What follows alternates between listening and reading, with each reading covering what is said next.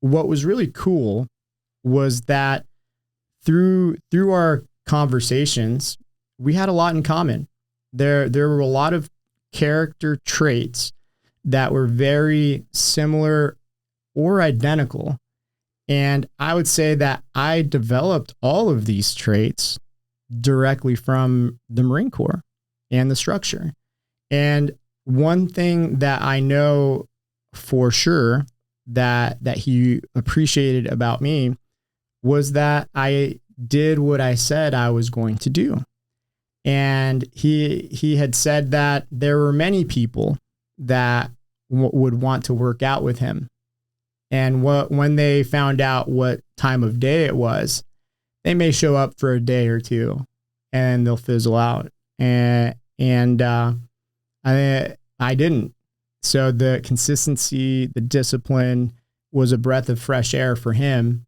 And just through daily conversation, I had the opportunity to take away some of those things to really put perspective on life and how to navigate through things. He showed me what was possible, because prior to me meeting him, my life's goal was to make $15,000 a month. And I felt like that was going to be winning in life. And I think I was relatively close to, or if not hitting that at that point in time between ATM's, Marine Corps, and photo booth. And that could always lead to complacency, I would say, but I was happy, and through that relationship and seeing what was possible and seeing what truly is within reach, that $15,000 a month goal shifted to $50,000 a month. And then so on, to see what all we could make of this. And so he had gyms, and through that, I ask questions. How do you get one? This is what you got to do to get one. All right, that's what I'm going to do. And success leaves clues. I'm not here to reinvent the wheel. I do really well at trace and follow. And that's hey, if it ain't broke, don't fix it. You absolutely not. Right. So that's how I got into gym number one.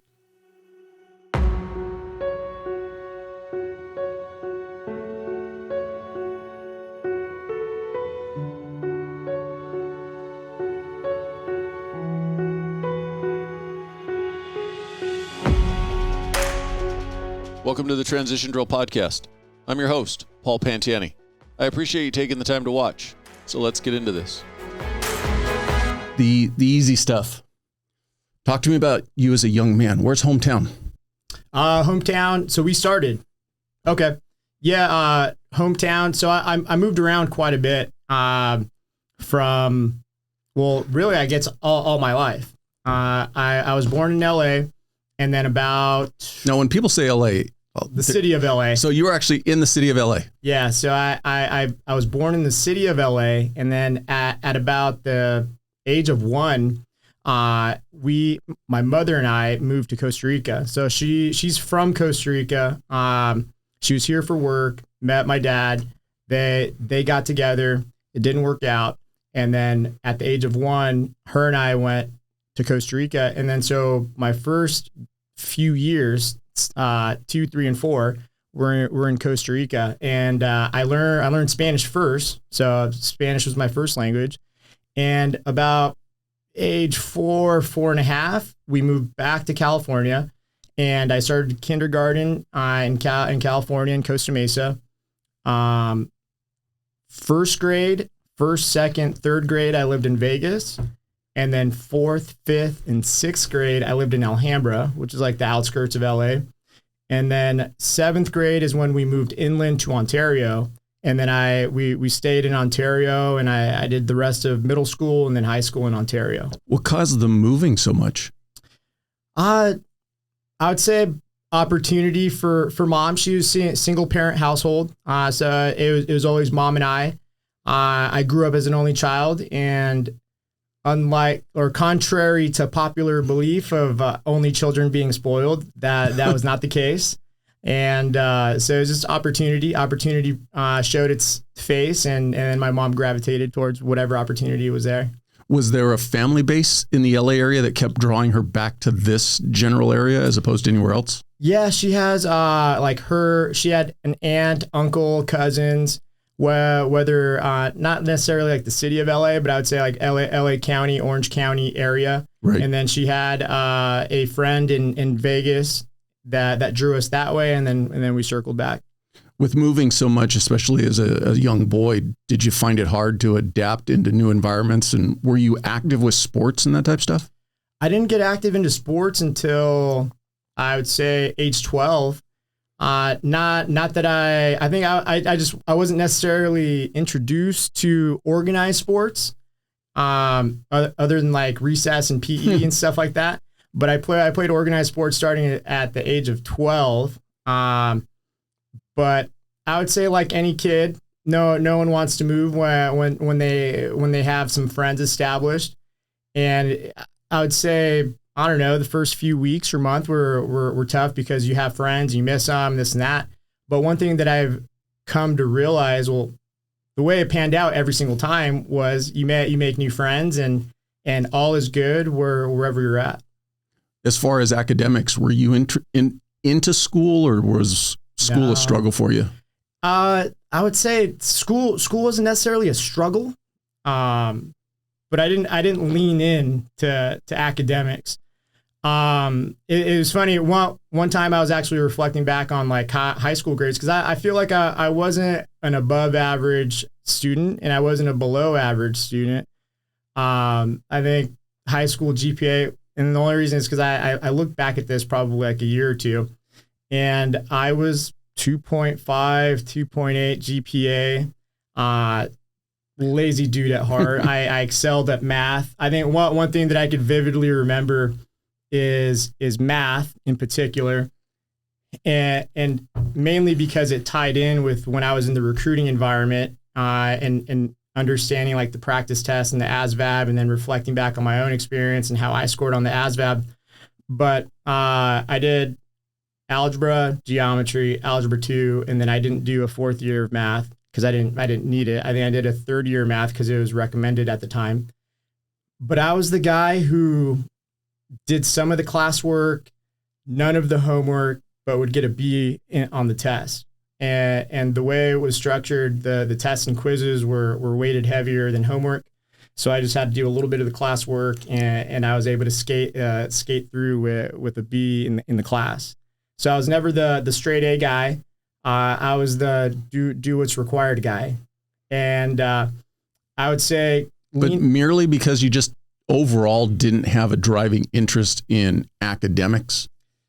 No, and I feel like part of it may have been the lack of structure, the single parent household part. I think I was fortunate with my surroundings, with the friends that I made when as I was growing up in those formidable years, because looking back, I could have been a statistic of just shittiness, right?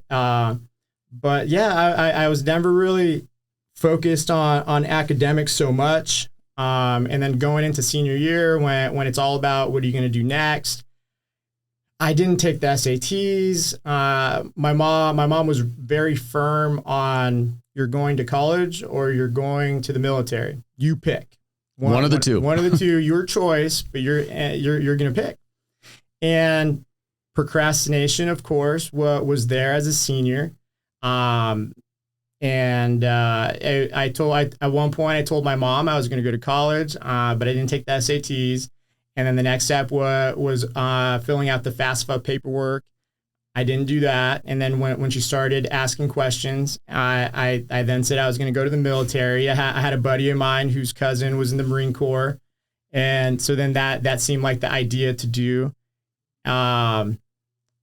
When she followed up and asked whether I've spoken to a recruiter yet or not, the answer was no. So you're always just putting your mom off. It was always pushing the can down the road. I never said no. I would always say okay, but I never did anything to execute on whatever I was saying. At one point, my mom asked if I had spoken to a recruiter yet, and I told her no. She actually set up an appointment, and a recruiter came to the house. And at the time, so an Army recruiter came to the house, and that was my first interaction. I listened to what they had to say, and I was like, oh, it's pretty cool. I like the opportunity. I think this is what I'm going to do. And from there, I talked to my friend Matt. He's my buddy who had the cousin in the Marine Corps. And I told him, I was like, hey, man, I'm thinking about, or no, he hit me up because he knew I said yes, that this is the direction that I was going to go in. And he approached me. He asked, or he told me, I'm going to go check out the Marine Corps office. My cousin's in the Marine Corps. You want to come check it out with me? And then I said, yeah, I'm down to go. And so then we went to the recruiting office. And at that point is when I realized that every branch of service, they all have a job. They all have the base pay, or the pay structure is all the same. And it really came down to the culture of the organization and really like the aesthetics of it, but it's the culture. What was the differentiator? The Marine Corps does a horrible job of painting the perfect picture and uniform and selling the image. I think they do a really good job at selling the image. You didn't catch the sarcasm. Yeah. So before you went to talk to a recruiter, and basically going back to you pushing mom off, kind of like you said, kicking the can down the road, just getting her to get off your back. Did you have a plan or a goal for yourself as an adult? I'd say going into senior year of high school, I wanted to get into law enforcement. So in my mind, the way I remember it and how it played out was I can do one of three things that will set me up to enter law enforcement. One was become a police explorer, go to junior college, wait time until I'm 20 and a half so then I can apply and be 21 if I'm accepted into an academy. 2, go to college. 3, military. And so I knew between one of the three, I was going to choose one of the three. And I just wasn't decisive. Because I ended up joining the delayed entry program for the Marine Corps in March of my senior year. So my mom didn't let me escape too far out. The decision was made a little bit after second semester began, but that was the overall goal, was to get into law enforcement, and then just taking a look at what path to take. When you signed your papers to go in, did they promise you an MOS, or did you have an idea of wanting to do what you wanted to do when you got in the Marine Corps? When I got out? No, when you got in. Oh, when I got in. Going in, I just looked at it as I wanted to have a military background for law enforcement. When joining the delayed entry program, we didn't necessarily speak on particular jobs. I was in the delayed entry program for like 11 months, which it's a funny story, especially because it came full circle as I lived the life as a recruiter. But from what I understood there at the time when I was 17, there are a ton of jobs, and it's based off your ASVAB scores. At the time, I qualified for every job except for mechanical jobs. My mechanical score was trash, but I had scored a 79. And I never really dove into the whole job thing. It wasn't as important as it is today. I'll tell you what, the youth that go into the recruiting environment, they do a lot more homework and research than when I joined in 2003. I think information was more scarce. Social media was non-existent at the time for the most part.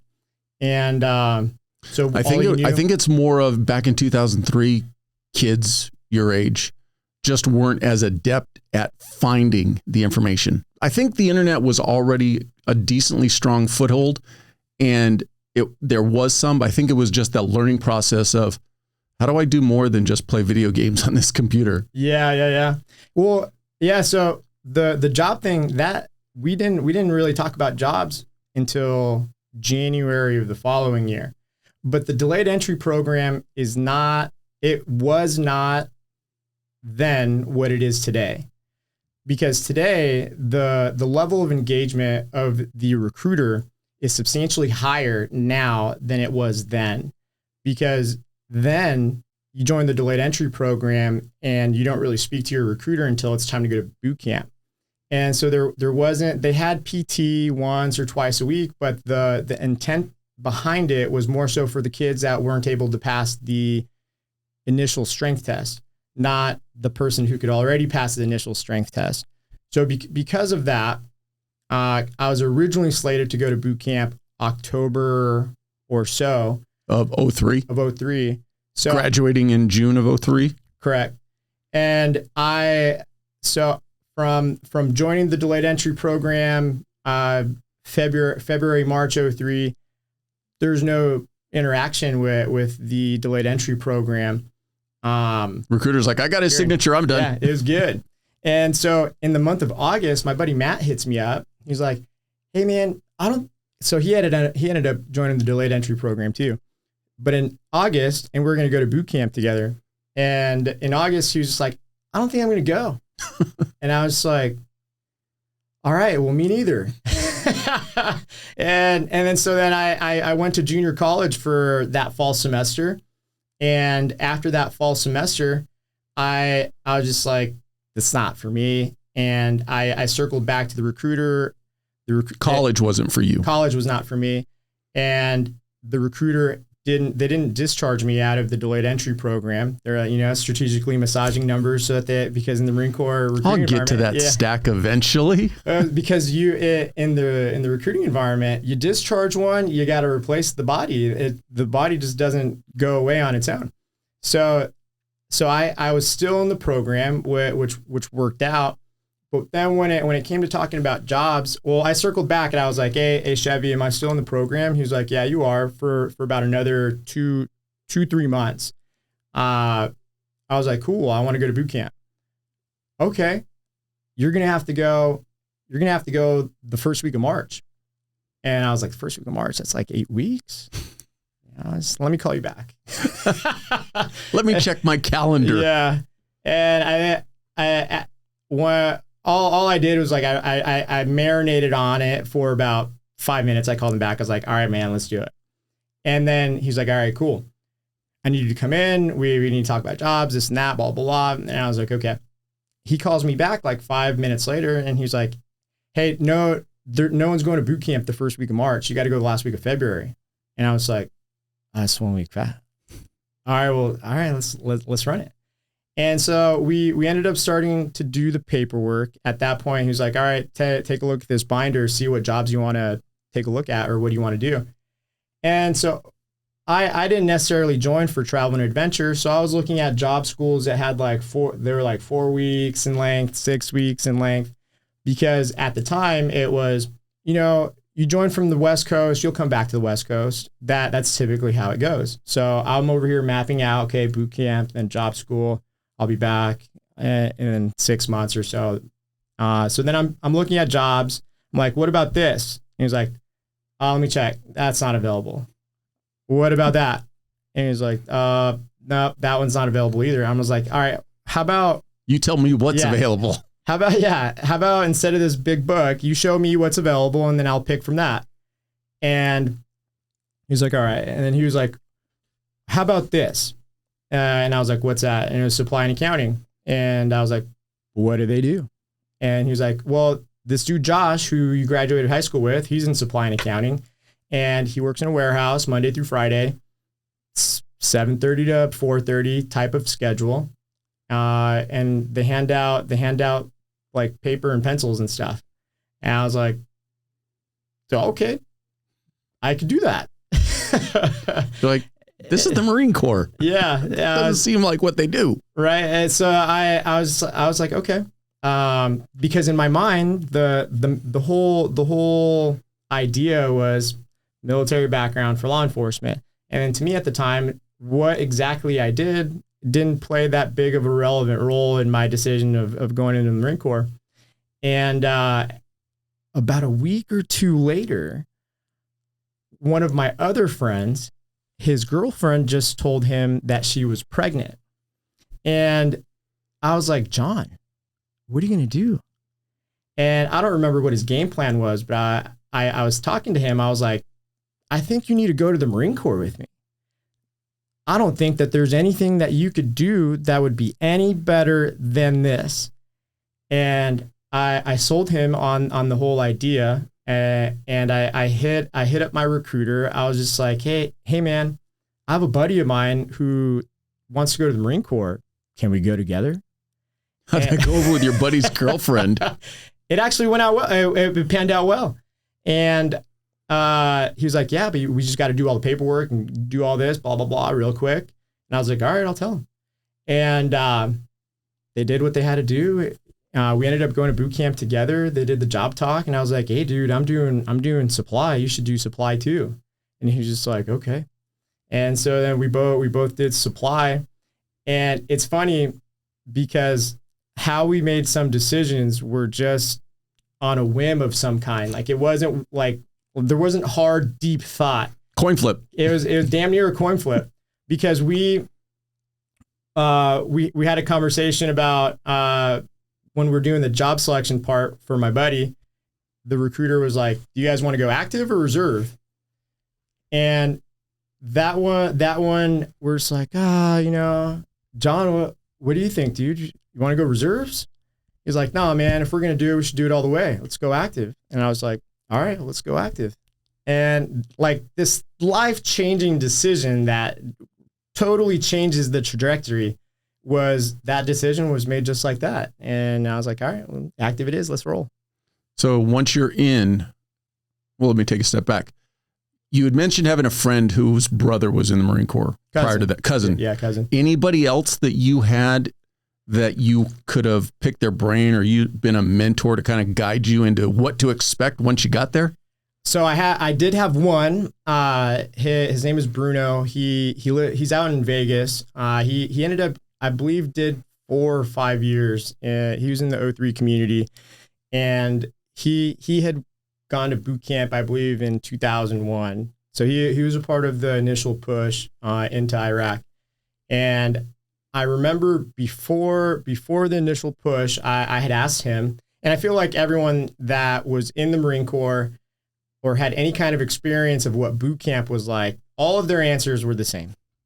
And it was like, Bruno, what's boot camp like? Have you ever seen Full Metal Jacket? No. He's like, you should watch it and then let me know what you think. And I was like, all right. And so my thought, boot camp is Full Metal Jacket. And that was really the only kind of imagery or guidance I had there. And then I think the recruiter, all he told me was to be loud and move with purpose. And I was like, okay, got it. And that was really it. And then you go to boot camp and it feels like you're in jail. with the mountains of downtown San Diego in the background. As a young boy or a young man coming out of high school, looking back on it, did you consider yourself already kind of squared away, or was there a big change from, like you said, it felt like you were in prison, but was it a big change for you personally? I would say there was a big transformation. I would say for sure there was a big transformation. I always put my best foot forward, and it was simple for me to follow simple instruction and not be a turd in boot camp.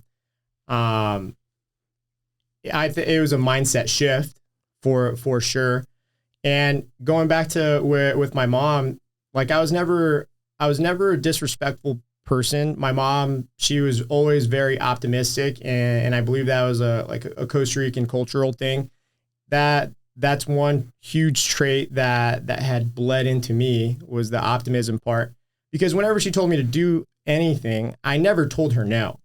I just didn't do it right away. I just didn't do it right away. I didn't do it on her timeline. And so with going to boot camp and already having that type of character, it wasn't too far-fetched for me to acclimate or be conditioned to that environment. It just so happened that there was a person that would hold you accountable and decrease that lead time in that timeline. And because I'm I'm going into it or leaning into, let's say, conformity, that part wasn't really challenging. If anything, I expected boot camp to be more physically demanding, and just over the course of time, really saying that enlisted boot camp is more mentally demanding. And I feel like it's because the age or the season of life that we're in, we're not accustomed to leaving the house, not being disconnected from the world for such a long period of time. So it was more mental toughness that I would say would be required for enlisted boot camp. And just over the course of time and people that have gone to OCS, OCS is more physically demanding. Once you were in, did you immediately take to it, and did you find yourself that you enjoyed it, or was it, oh man, I've got 4 years till this enlistment's done. It's going to be a long stretch. I would say it's natural. It's natural to feel like, oh man, what did I do? But just going through the motions. And I feel like similar to high school, the first year starts out and it drags and it feels like the slowest thing ever. And as you complete the first year 2 and 3 go by fairly quick. And before you know it, you're in the last 12 months of your time in the Corps or your last year of high school. And you need to begin to plan what you're going to do when it's done 9 to 12 months out to really set yourself up for success. So I began with the mindset of, okay, this is what it's going to be like for the next X amount of time. Let's make the best of it. Did you ever consider going the MP route? I had thought about it on the front end because it made sense from military, police, law enforcement. If anything, the recruiter, I guess, probably because the job wasn't available, right? But he did introduce another perspective to look at it from a different lens of becoming a military, police, Marine may not be the best route. And this is why. And his reasoning was that you begin to get indoctrinated with military law, and military law is very different from civilian law. There's some similarities, but they're not exactly the same. So depending on who the hiring organization is, they may favor that or they may not favor that. And then he then supplemented that with, when you're going through the hiring process, what they're going to focus more on is the fact that you were in the Marine Corps and what your time in the Marine Corps in itself says on your character and the type of person that you are, and that you're already conditioned for a military structure because you're already in it. Law enforcement is a paramilitary structure. You can lead, you can follow, you haven't done drugs in X amount of years. And so there's a lot of intangibles that come along with simply being able to put that you're coming from a military background, to where the job part may not be as relevant. So pick something different, perhaps learn a new skill or experience something else that may also catch your interest, and do that. And I was like, okay, sounds good. When did you then pivot? Oh, because in my mind, if I'm understanding your story correctly, the 4-year first enlistment was merely going to be a stopgap till you were eligible to be old enough to be a police officer. Yeah. When did that change? When I didn't plan. So said no other member of the military. Right. So the original plan, and keep in mind, I didn't get stationed back in California. I got stationed in North Carolina. So that part was a sour taste in my mouth. But to the credit of the recruiter, he didn't necessarily lie to me, because he said more than likely. And the 2 MOS classes before me, like they were choosing which unit on what base they wanted to go to. And then one class before me got to choose what base. And then when it came to me, it was like West Coast, East Coast, or overseas. So it progressively changed by circumstance. So it was a timing thing. And when it came to picking where you were going to go, they did it from from Z to A, last name, versus A to Z.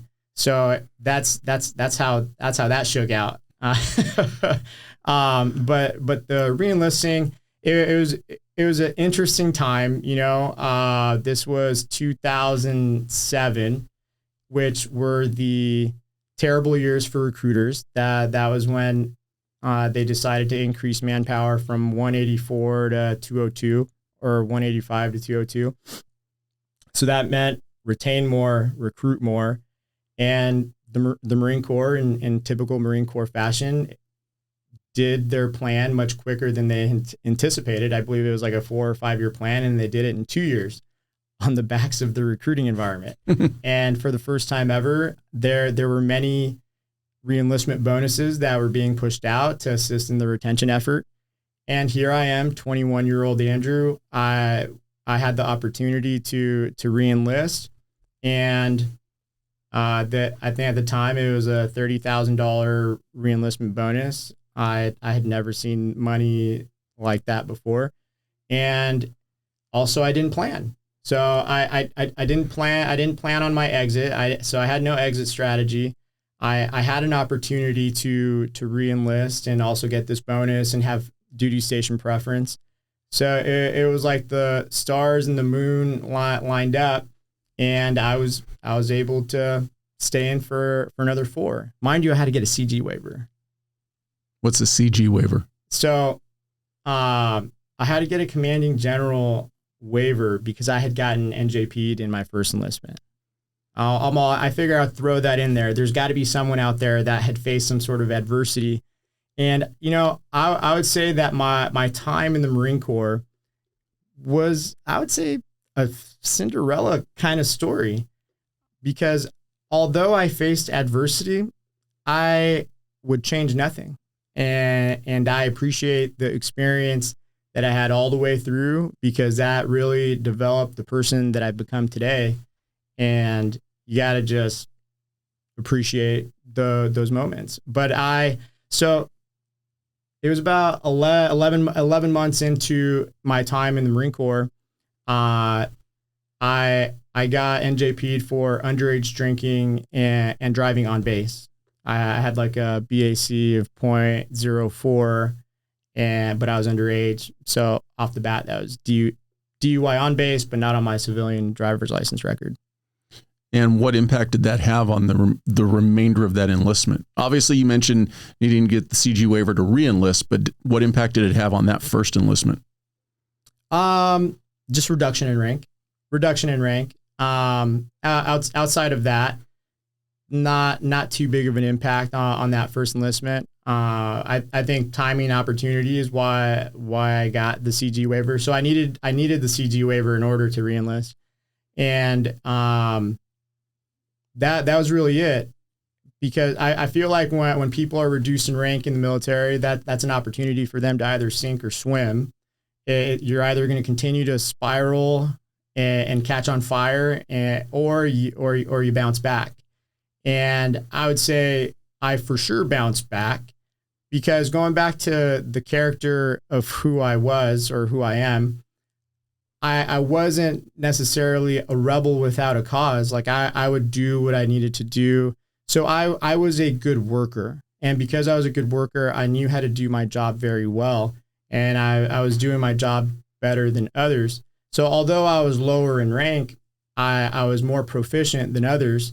So then my market value was higher. And because of that, and then through a relationship with, at the time, NCOs, I didn't really experience backlash or getting the shit end of the stick on stuff. Well, and it sounds like the most important component of it is to not allow it to impact your mental outlook, become bitter, screw the Marine Corps. It sounds like you took your lumps and you kept moving forward and made it important for you to keep doing as good, if not better job. Yeah, of course. I think I cannot fault the Marine Corps for the repercussion of my action, for sure. Weird thing, looking at it now in hindsight, how do you think that event would be held or handled today, 20 years later? I would say it may be handled the exact same way. If anyone were to be caught underage drinking and driving and they didn't get maxed out, it would be an interesting day to see that, because it's one of those things where you put whoever the senior enlisted person is, you put their hands behind their back and you don't give them any options. Like they have to NJP you. Yeah, it's it's a huge controversy if what do you mean they swept it under the rug? I was just wondering if something like that would be an immediate dismissal from the Marine Corps today. I don't believe it would be an immediate dismissal. I think it all depends on what the big picture objective or strategy is. In the downturn of the Marine Corps, when they were going from 202 back to 184, something like that would more than likely be why someone is not eligible to reenlist for another contract. Like that could be a 100% career ender. So I would say the timing and opportunity gods were on my side when that happened in that time of life. Your second enlistment, did you stay on the East Coast, or were you able to finally get back to California? Second enlistment, I was in California. I was down in Miramar. And at what point did it transition to, okay, I want to make a career out of this? It was year 7. Well, during the second enlistment, it was, I'm going to do the second enlistment, and then I'm going to apply for CHP, see who all is hiring, because now I was on the West Coast. I was able to then learn from the first enlistment and how I need to then map it out as I'm going into that last year. And so the plan was to do that. And I don't remember exactly how it shook out as to what put me on the edge to submit a package for a special duty assignment. But I believe I was looking at the trends and how things were going in the Marine Corps. You have to do a special duty assignment in order to remain competitive for promotion. And in true Marine Corps fashion, you either volunteer for something or you're voluntold for something. And I've always been told you need to make a decision and take initiative so that way you can map out your career the way you want it to be, versus allowing the Marine Corps to map it out for you. So based off of time and grade, time and service, I knew that whether I was going to stay in for 8 years or 9 years or 10 years, I needed to take a look at the special duty assignment and make a selection before a selection was made for me. And I chose the recruiting environment. I felt like that was more my personality than drill instructor or embassy duty. Embassy duty sounds cool, but also I didn't really care for the travel and adventure element. Were you married at this point? No, I wasn't married. And I went the recruiting route.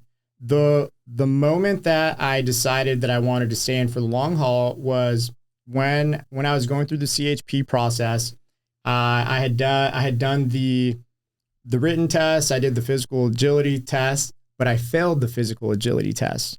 I didn't prepare for it. I was always physically fit, and I felt like it was going to be a no-brainer, slam dunk at the time. So they've changed it since. But when I did the physical agility test, they had side steps as part of the physical agility test. And so the side steps is like a basketball drill, like the side shuffle. You have to cross X amount of lines in this period of time. And I never practiced that. I never really played basketball either. And long story short, I failed it by like point whatever seconds. And then you get a second shot. And then I failed it the second shot, and they said, you know what? We really want to see you come back again, apply, circle back and reapply. And I believe this was 2008 or 2009. And CHP had quarterly windows of applying. And that next quarter, the state had a hiring freeze. So then there was no window of application. And then the situation didn't change for the following quarter. And at that point, I was coming close to having to, I believe, extend or reenlist or something or other.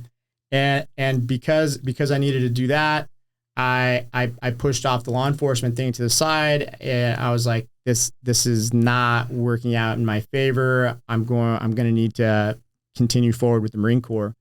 And at that point is when my mind shifted to more of a careerist. Because you get to that point, it's like that magic 10-year mark, and it almost seems like you might as well just sign me up for a 10-year enlistment and make this a full career. Right. Well, funny story about that part.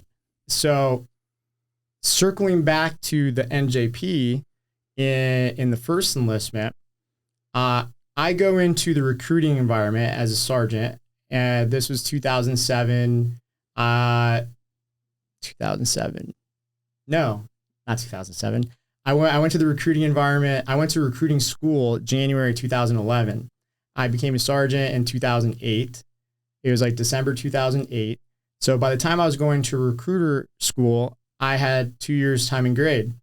And that was my 7 or so year mark. And from there, I didn't anticipate reaching high year tenure because I had already been there for 2 years. And so I wasn't so concerned when they lowered high year tenure from 13 years as a sergeant to 10 years. I was like, oh, wow, that's interesting. Whatever. I've already been, my tenure was already 2 years. At the time, ever since the incident, I was well polished in the sense of everything I needed to do in order to set myself up for success. Now I'm going to do this B-billet. So no concern in the world. So my end of contract was April of 2014. That was going to be 10 years in like 2 months or whatever. And so in typical fashion for me, 1 year before the end of the contract, I'm confirming that things are going to be good, because so from December 2008 to April or so of 2013, I'm still a sergeant, and I haven't been looked at, and I hadn't touched the below zone. So the way things were looking is that I was going to be in the promotion zone 2 or 3 months after the end of my contract. So curious me, I'm like, hey, admin, what's going to happen here? The promotion board gets together in June. End of contract for me is April. And they're like, oh, no big deal. You'll get extended so that you get your one look. I'm like, okay, sounds good. April 2013. June comes around.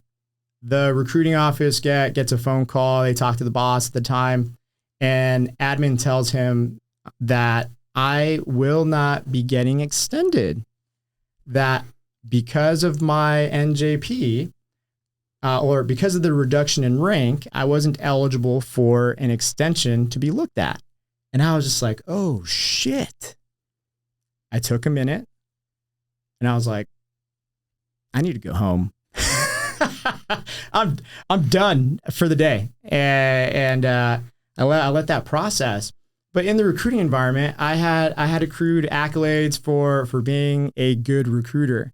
I think by that time I was recruiter of the year in Orange County in 2012, and like I was doing really well, and I was leaning into it. Recruiting was my thing. And my buddy Scott, he was in the private sector, and he was in B2B sales. And around the time that I started in the recruiting environment, he had started working at this company called Cintas. B2B, business to business? Business to business sales. And as I'm going through this recruiter journey, learning consultative selling skills and just how hard it is, we have this common ground of sales. And from time to time, we talk about the accolades and what is similar in our processes and whatnot. So by the time that June of 2013 came around, I hit up my buddy Scott, and I was like, "Hey man, I'm looking at ending my contract short. Do you think I would qualify for Cintas?" And Cintas, as part of their requirements for hire, it was a 4-year degree. I didn't have college, but also it said 4-year degree or relative experience, or some relevant experience or something like that. And he had told me that he felt like I would meet the requirement. And he was just like, just put together a resume, send it over to me, and I'll give it to my sales manager. And I was like, okay. So then I went ahead and did that. And like a day or two later, and he called me. He was like, "Hey, my sales manager's she's gonna call you, answer, but she wants to invite you to an interview. And if you don't answer, listen to the voicemail and then call her back." And I was like, "All right, sounds good." And so that happened. She called. I didn't answer it. I wanted to hear the voicemail. And I'm picturing your mom calling and like, "I'll call her back." Yeah. So similar thing, because I was just like, I don't know what to say to this lady. And so I listened to the voicemail. She wanted to bring me in for an interview, and she wanted to bring me in for an interview like the following day. And so then I called her back, and I agreed. I went to an interview the following day. I had to like ruffle around a suit, and so that way I could dress appropriate. And I went to the interview, and you know, what's funny is I asked my buddy Scott, I was like, "Hey dude, what do you suggest I do?" And he was like, "Do you have like a me book?" And I did, because in the recruiting environment, it was also a good tool to be able to show the kids going through the process as like relevant stuff to show my career on paper. And is that basically an expanded resume? Like an expanded resume, certificates, awards, schools that you've gone to, stuff like that. And I was like, as a matter of fact, I do. And because the recruiting environment, for when you're crushing it, there's these all hands meetings that you go to on a monthly basis, and you get awards and stuff like that. So I had a lot of tangible awards. And I was like, I have these awards. Some have paper, some don't have paper. And I also have this badass sword that I won for Recruiter of the Year. And I'm like, I can take pictures and print the pictures, put them in the book. What do you think? And he was like, "Yeah, I think that sounds like a good idea." I was like, "You think I should bring the sword?" And it's funny because he was like, "Yeah, man, it'll be hilarious. Bring the fucking sword." And I was like, "All right, I'll bring the sword." So I went to the interview. In a suit with a sword? In a suit with a sword and a little duffel bag. I had pictures of the trophies, but I also like stuffed these trophies in these little bats and stuff. And the funny part is all of that stuff worked to my advantage because they were all talking points. And I was different from the typical applicant or candidate, because I was coming from a Marine or military recruiting environment, whereas they usually got inside salespeople or just not guys that were actively in the recruiting environment. And so it piqued a lot of interest. They had a lot of questions, and I was able to communicate in a way to really show the similarities between the two sales process. We were just selling a different product or service. And because I was able to speak on those similarities and they liked my personality, I moved forward in the hiring process. And so Cintas has a pretty in-depth interview process. So it was the sales manager, it was the district manager, it was the GM of the plant, and then the VP of sales. So I had to go through four different interviews, and over the course of, let's say, 4 to 6 weeks, which is at this time, let's say mid-July, late July. And I went through the final interview, and they gave me a job offer, and we were just waiting for the actual letter.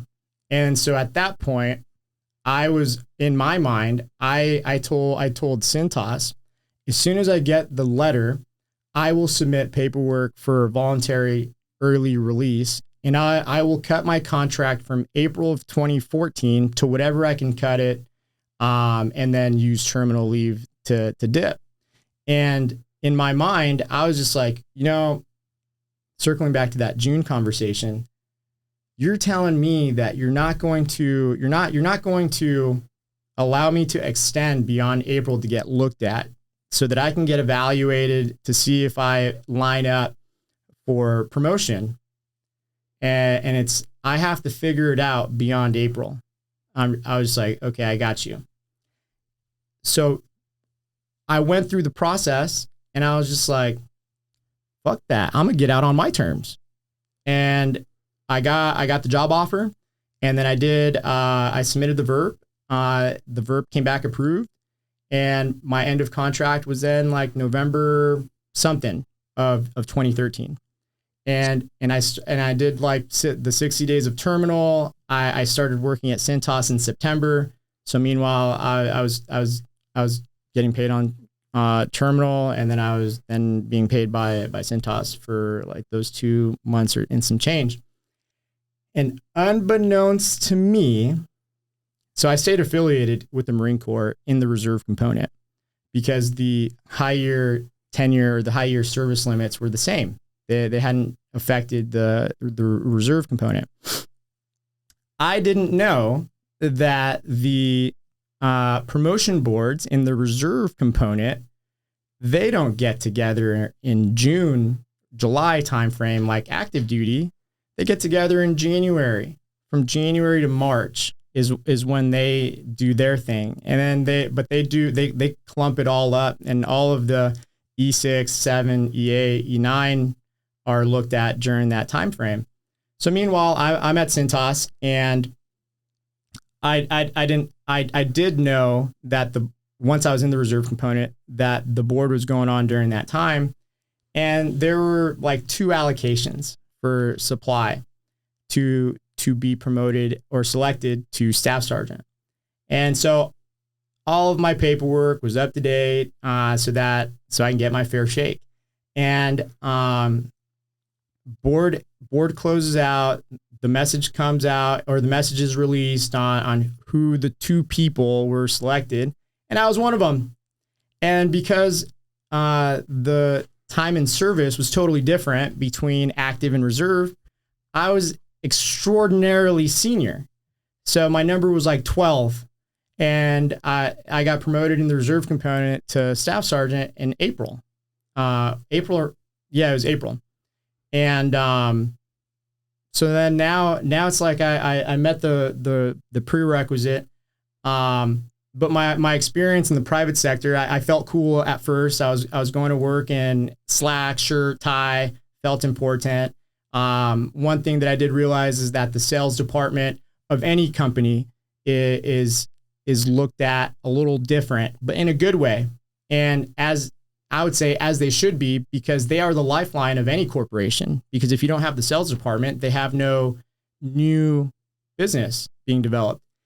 And it really put things into perspective as to why the recruiting environment also gets a higher special duty assignment pay. And so it's like one of the bean counters up top realized that recruiting is the sales force, or maybe they didn't, and it was just by dumb luck. But recruiters were getting slightly more in the special duty pay because they are the sales force for the Marine Corps. But I didn't like the private sector. I feel like I wasn't ready to exit the Marine Corps. That was where I was kind of thinking about it. So you've now got the opportunity to work in the private sector, start evaluating it, comparing it to your time in the Marine Corps. Was the bigger issue just the private sector, or was it more the fact of in my heart, I'm not done with the military? I feel like in my heart, I wasn't done with the military, because in my mind, I had shifted to wanting to be a careerist, and it was cut short, not because I cut it short. It was because they told me no. I cut my contract short to, I guess, maintain the whole, like, no, I'm going to do things on my terms. But I wasn't mentally prepared to exit the Marine Corps and leave behind the camaraderie that I had at that point in time, because it was totally different in the private sector. And to paint a picture on that, I just remember going into work on Monday, we're all shirt, tie, and they have conversations that I just didn't even care about. And it was along the lines of like, oh, Eric, what'd you do this weekend? And, oh, this is what I did. And here in my mind, I'm just like, I don't give a fuck what Eric did this weekend. Like, why are we pretending like we're friends right now? We're not. Like, I just tell me what we need to do. So that way we can go on about our day.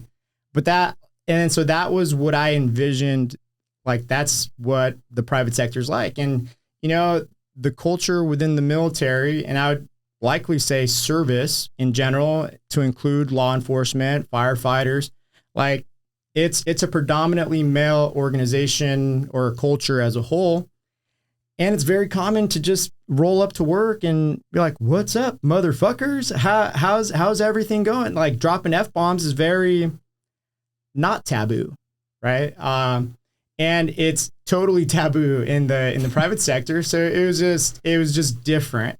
And the type of relationships that I was having with these colleagues were just totally different from the types of relationships that I had created with the Marines in my office, or just anyone in general.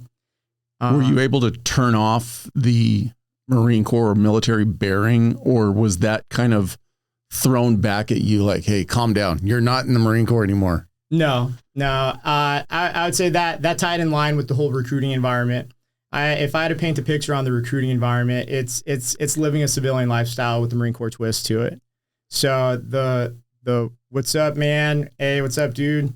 Like that, I was for sure not indoctrinated into, like, or institutionalized or indoctrinated, or however you want to look at it. But I was same guy I was before I went into the service. Just priorities were different, and the way I did life was different. But humor, personality, character, all of that remained intact and all the same. So I didn't have that issue. But when I entered the private sector, that was the first taste of what taxes really were like as an adult, because most kids that join the military, we go from living under our parents' roof to being taken care of by the military, and it's very similar to being taken care of by your parents. You know, we don't pay for a lot of things, and there are some tax breaks, and when half of your pay is non-taxable, you get used to it. Yeah, you get used to it. And so then when you get hit in the face with reality, and in regards to like what $45,000 a year really looks like, or what $80,000 a year really looks like, it really puts things into perspective as to how well the military really does pay its service members, especially if they have a housing allowance. And I began, I want to say it was around the month 5 or 6. Month 3. I was day 2. Yeah. Month 3, day 2. I was just like, this is not for me. I need to do something different. But I told myself that I would give it a fair shake, and that I would change nothing for at least the 6-month mark.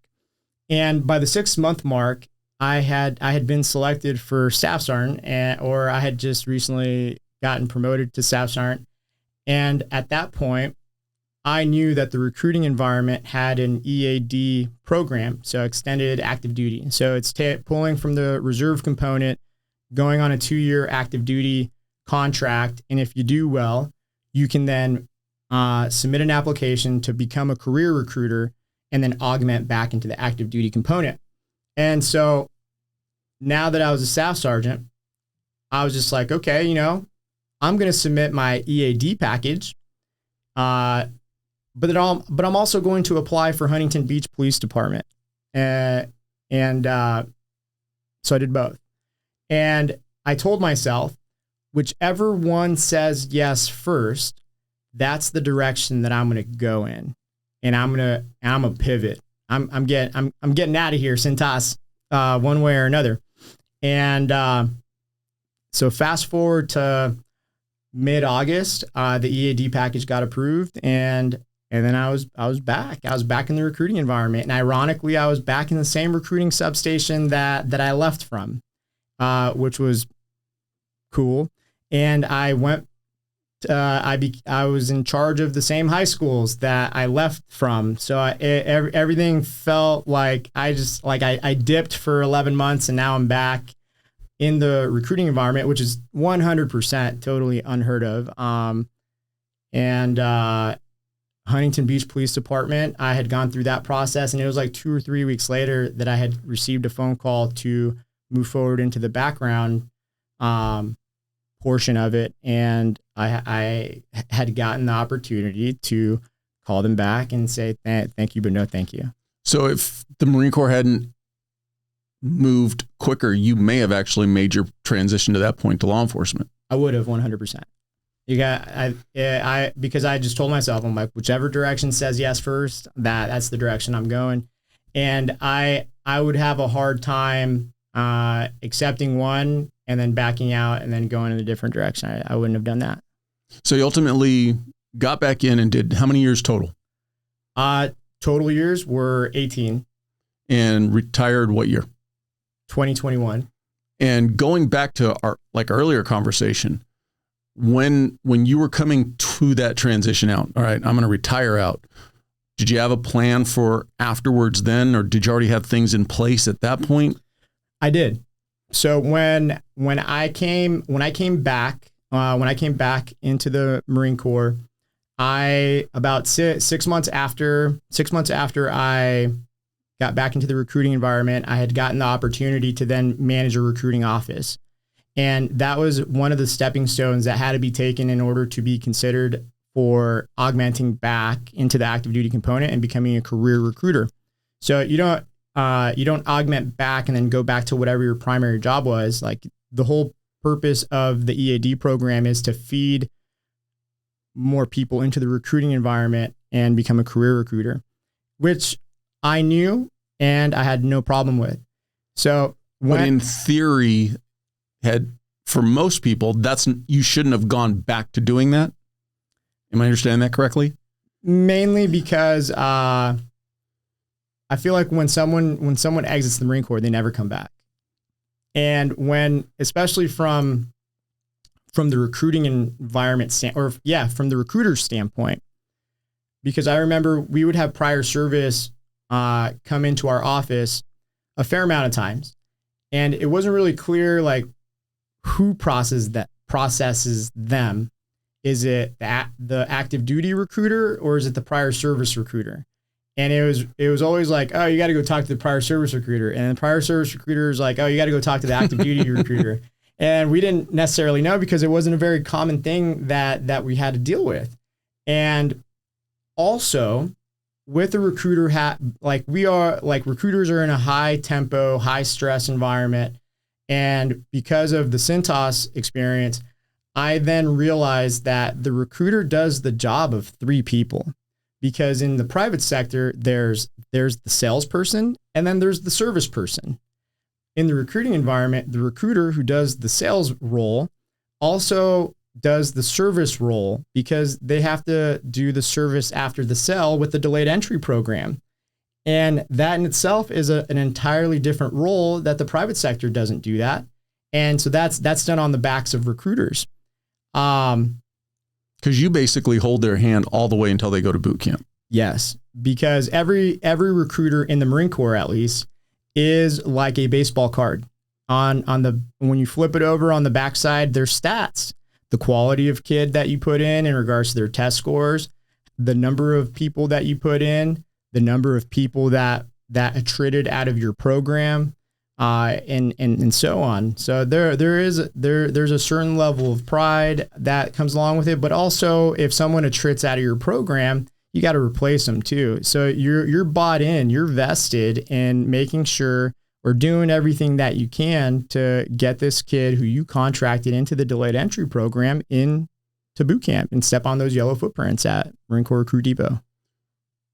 Looking at it from the eyes today of a business owner and entrepreneur, did you realize it at the time when you were doing recruiting that you were actually learning how to run a business? When I was a canvassing recruiter, not so much. When I was running a recruiting office, sort of. I would say a pivotal person that played a role into, I would say, opening my peripheral vision into the world of self-development was one of the commanding officers at Recruiting Station in Orange County. At the time, his name was Major Dollard. And he was a self-development nut when it came to seminars, books, public speakers, stuff like that. And there was a local seminar that was taking place, and he was interested in it. He had gotten with the coordinator or the speaker. He was local to Orange County, and he made it to where if a Marine wanted to go, that was from the unit, we were able to go at no cost. And I think the tickets were like $300 or $500. So if you want to go, you can come. This is what it's about. I would say most people were hesitant. I think there were a handful of recruiters that went, and I would say 10 years ago, self-development wasn't so mainstream as it is today, because I would say, 10 years ago, like 2013, when you think of self-development, it was like Tony Robbins was the main person that was heard about, for me anyway. And it was sort of played off as a joke. Like, you can do it, and you can do it, and you can do it. And so it was, I guess, getting over that persona that's what happens there. And it's like this raw cheerleader thing. Once you're just like, well, I'm just going to go check out and see what it's all about.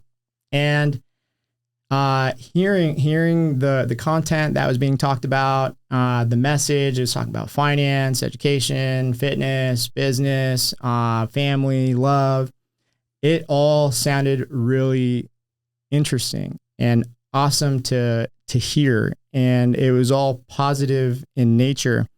And that was, I would say, a pivotal moment when I began to move into the direction of self-development and listen to podcasts and listen to ebooks, all in the self-development space.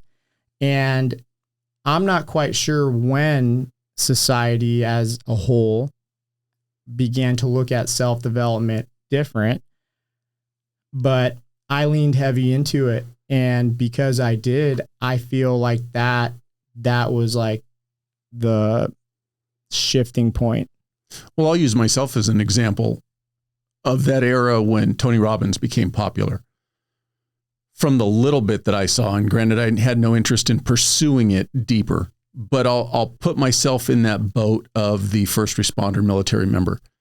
It came across more as get in touch with the inner you, the touchy-feely. And for most of us, it's like, I don't want to know about the touchy. The little bit that I recognized from it or got from it in the ads, there was never a business component, not to make yourself a better business person. It was to make yourself a better person. Yeah. And I wonder if along that same lines, why a lot of people of our type kind of, and like you said, I don't know what the switch was, but I do think that more people today, if you hear about improve yourself, there isn't that assumption. I think a lot more people today think of it as like, okay, I'm going to improve myself across the board. Better parent, better business or employee. kind of deal. But you're right. I don't know when that transition or who is the catalyst for that transition. I would say, I would say that there wasn't one person that was necessarily a catalyst for that societal pivot. I want to say it's a collective effort when, let's say, Facebook ads and social media paid advertising became more of a thing, and someone realized that they can leverage the paid advertisement platforms. And so the people who were then crushing it began to create content of value. And I believe as a collective, they began to talk more about investing in yourself in one way or another. And although I feel like it's more common to see, I feel that way, or that's my perspective, because that's what the algorithms feed me, right? Because I can talk to my wife and she doesn't see any of that stuff, right? So that in nature, that if you're not pursuing that, you're not going to see all of the content that I see, because I know many people can talk about social media brings zero value to your life. You're wasting away your life, or XYZ, this and that. But I'll tell you what, it all really depends on what your intention is and how you utilize the tool. Because for me, whether it be TikTok, Instagram, Facebook, the algorithm feeds me tax strategy, leadership stuff, communication stuff, mindset stuff. And it really just, sometimes there's some golden nuggets and some takeaways. And then sometimes it's just hearing the same messaging from a different voice. But I'm a firm believer that it plays a role in the person that you are, because it all starts with the content that you see, what you hear, what you say to yourself, what you verbalize. All of this is what begins to develop your thoughts, and your thoughts are what make you have any kind of feeling, your emotions, and then your emotions are a direct correlation of your actions or inactions. And the actions or inactions produce your results. So it all starts with who is in your proximity. Who are you exposing yourself to? Are they toxic? Are they bringing value? What are you listening to? What are you reading? What are you investing your energy, your time on? Because all of that plays a certain level of influence in your thoughts. And then it trickles out, and that dictates what you do. And I know the algorithm word is definitely it's almost becoming a dirty word, it seems like today. I know many people would say, just throw it all out there and I'll pick and choose. But you bring up a great point. What you pause on, the brains of the system in the background realizes, okay, that's an interest to them. And it just starts feeding them more. And so if you're pausing on stuff that's invaluable, then you're going to just continue to get invaluable information. So it's all driven by what you're looking to get out of it. 100%. That and if you really look at it, it's pretty phenomenal customer service, because the system is saying, I'm not going to show you what's not important to you. You've told me that this is what you like, so let me give you more of what you like. And I'm all, that's excellent client experience, but I've seen it in other people where, let's say all they watch is the news, and the 98% of what's on the news is negative. And so their perspective on life is negative, or it's always some sort of outlook from a scarcity standpoint versus an abundant standpoint. It's more pessimistic rather than optimistic. And I would say I'd go on a whim and take a shot in the dark that their newsfeed also looks similar to news type stuff, and really pointing out the negative in whatever it may be. It feeds that it's almost kind of, it's been referred to as a drug, and it feeds what you need to be fed. And there are some people, I think, that thrive and strive on negativity. And I wonder, and not trying to turn this into a psychological component. But if you looked at their daily life and their level of happiness, I almost wonder if they were more happy, would they be so focused on all of the other negative stuff going on outside of them? So it's a way for them to turn their negativity into something else that's negative.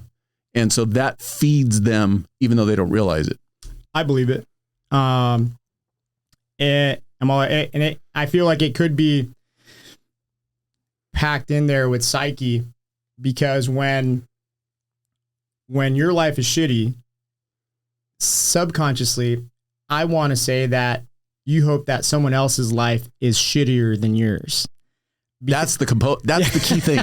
You need to find somebody who's got it worse off than you, so you feel good about yourself. And that's where it ties in. Like it'll tie in with self-worth, self-confidence. I'd say self-worth and self-confidence. So when you see people that are more fit, they typically have more self-confidence than people who are less fit. And people who are more affluent will have more confidence in a wider environment rather than less affluent, and then so on. And I feel like that's I'm getting a little derailed, but it all ties into the level of confidence and the level of self-worth that you have. And it's like, well, how do you increase your self-confidence? Well, from the world of self-development and then just through experience, the way in which you increase your self-confidence is you simply keep promises that you make to yourself. And what that looks like is if you say to yourself that you're going to wake up at 6 a.m. and you wake up at 6 a.m., subconsciously, you're collecting a W. You may not acknowledge it. You should, but you're collecting a W. And now that's one sliver of knowing what you're capable of doing. And then when you say that you're going to go somewhere and then you show up like you say you did, that is another subtle W. And then it just, as you continue, especially if you acknowledge these W's, they become more of a character trait. And then you become more confident in what you can do because you implement what you say you're going to do. Or you begin to stop, reflect, and see what you're doing well, see what you're not doing so well, and then you pivot if you must. Because I can go out and say that I'm going to go crush it in this. Have I ever done that? I haven't, but I'm confident in my own ability to figure it out and get it done. Will it be perfect? Probably not, because I'm not that familiar, but I'm resourceful enough to figure it out, and I know that I can. And it makes the entrepreneurship route more simple for me to navigate and less fearful, because I would say more times than not, people don't go the entrepreneurial route because it's the fear of the unknown. We don't know what's on the other side of the fence. And what if I get crushed? Can you get crushed? Yeah, you can get crushed.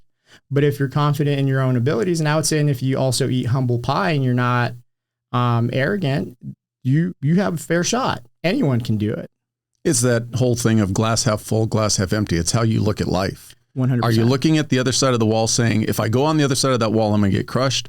Or are you looking at it as, if I go on the other side of that wall, I have the opportunity to succeed well beyond what I can imagine? And then you have to decide, are you going to climb the wall or not? Yeah.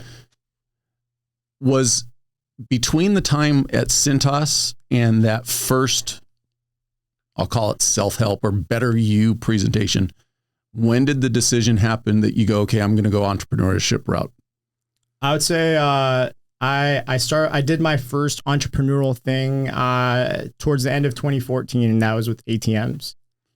So you're still in the Marine Corps at this point in time. Mm-hmm. What was that venture in? What took you down that path? So going down that path, I went to a buddy's wedding and he had a photo booth, and I was like, "Oh man, Kevin, this is badass. This is pretty cool. How much was this?" And he said it was $800 for 4 hours, but he added on printing of the photos, and it was an additional $400. So I was like, wow, you paid $1,200 for 4 hours? and it got my wheels turning. So by this time, I had gone to that self-development seminar, and the seed had been planted on investing in self or opportunity and this and that.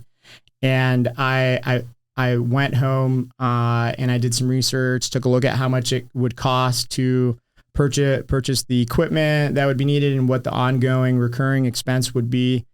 And in my mind, I was just like, wow, if I can do this and get two, 3 or 4 events per month, it's pretty awesome. I could have an extra $5,000 a month. And at the time I was like 28, and I was evaluating things, and I was just like, I'm not ready to give up my weekends yet. Because those photo booths don't run on Wednesday afternoons. Yeah, no one's throwing a rager on a Wednesday. And I got the idea of the ATM from a buddy of mine. His name's Kevin. He was in the Marine Corps. I met him in the recruiting environment, and he was the guy that I exchanged places with. So I showed up to the recruiting environment, and this was in 2011.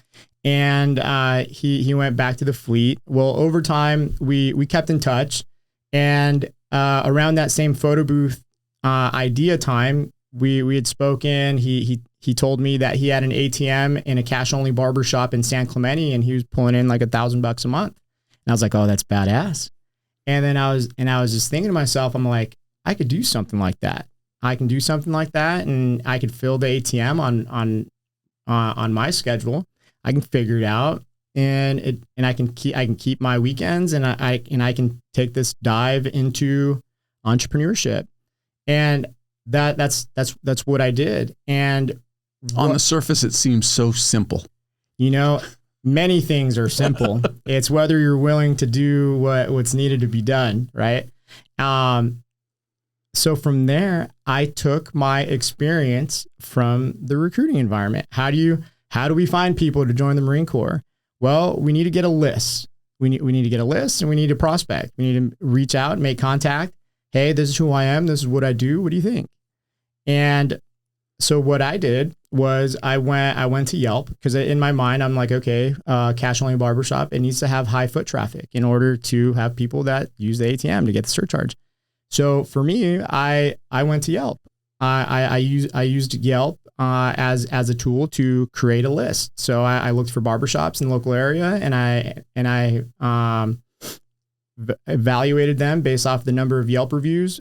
And if they had a lot in comparison to other barbershops, then that told me that they had high foot traffic. And I created a list of like 10, 15 barbershops, and I carved out time to go handshake and introduce myself and do the spiel, very similar to how it was done in the recruiting environment, but just different product or service. So I would say that my time in Cintas did elevate my game in the world of sales.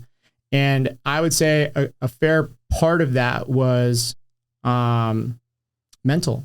It was mental, because as I was a recruiter in my first go around, in those first 3 years that I was a canvassing recruiter, I was still the guy with a high school diploma. And when talking to parents about what their kids are going to go do after high school, the ones who had college degrees or the administrators who wanted to promote the route of college and not give you the opportunity to even talk about the military to a class, you felt less than because you didn't have a college degree. And for the most part, I would say it's like a social norm now, and pretty much then too. You graduate high school and you go to college. That's just what you do. And when you don't, you are the outcast. You're not outcast like you're being shunned, but it's not what society says is what you are supposed to do. And in the recruiter's shoes, when someone with a college degree says, my child is going to college, they're going to Cal State, whatever, or a private school. It's like, all right, well, looks like you got your life plan all mapped out. All right, see you later. You allow that to end the conversation. So going back to when I showed up at Cintas, all of my coworkers had a college degree. I was the guy who did not have a college degree. And that was huge for me because just from a mental standpoint, it was huge from a mental standpoint because it was like an awakening of some kind because I had colleagues that went to USC, Cal State San Bernardino, Fullerton, Cal State Long Beach, USC. And then here I am, Andrew Cruz with a high school diploma and some accolades from the recruiting environment. And we all ended up in the same fucking place. Pay was all the same. And that really leveled the playing field for me psychologically, that a college degree is irrelevant to me at that point, and put things into perspective.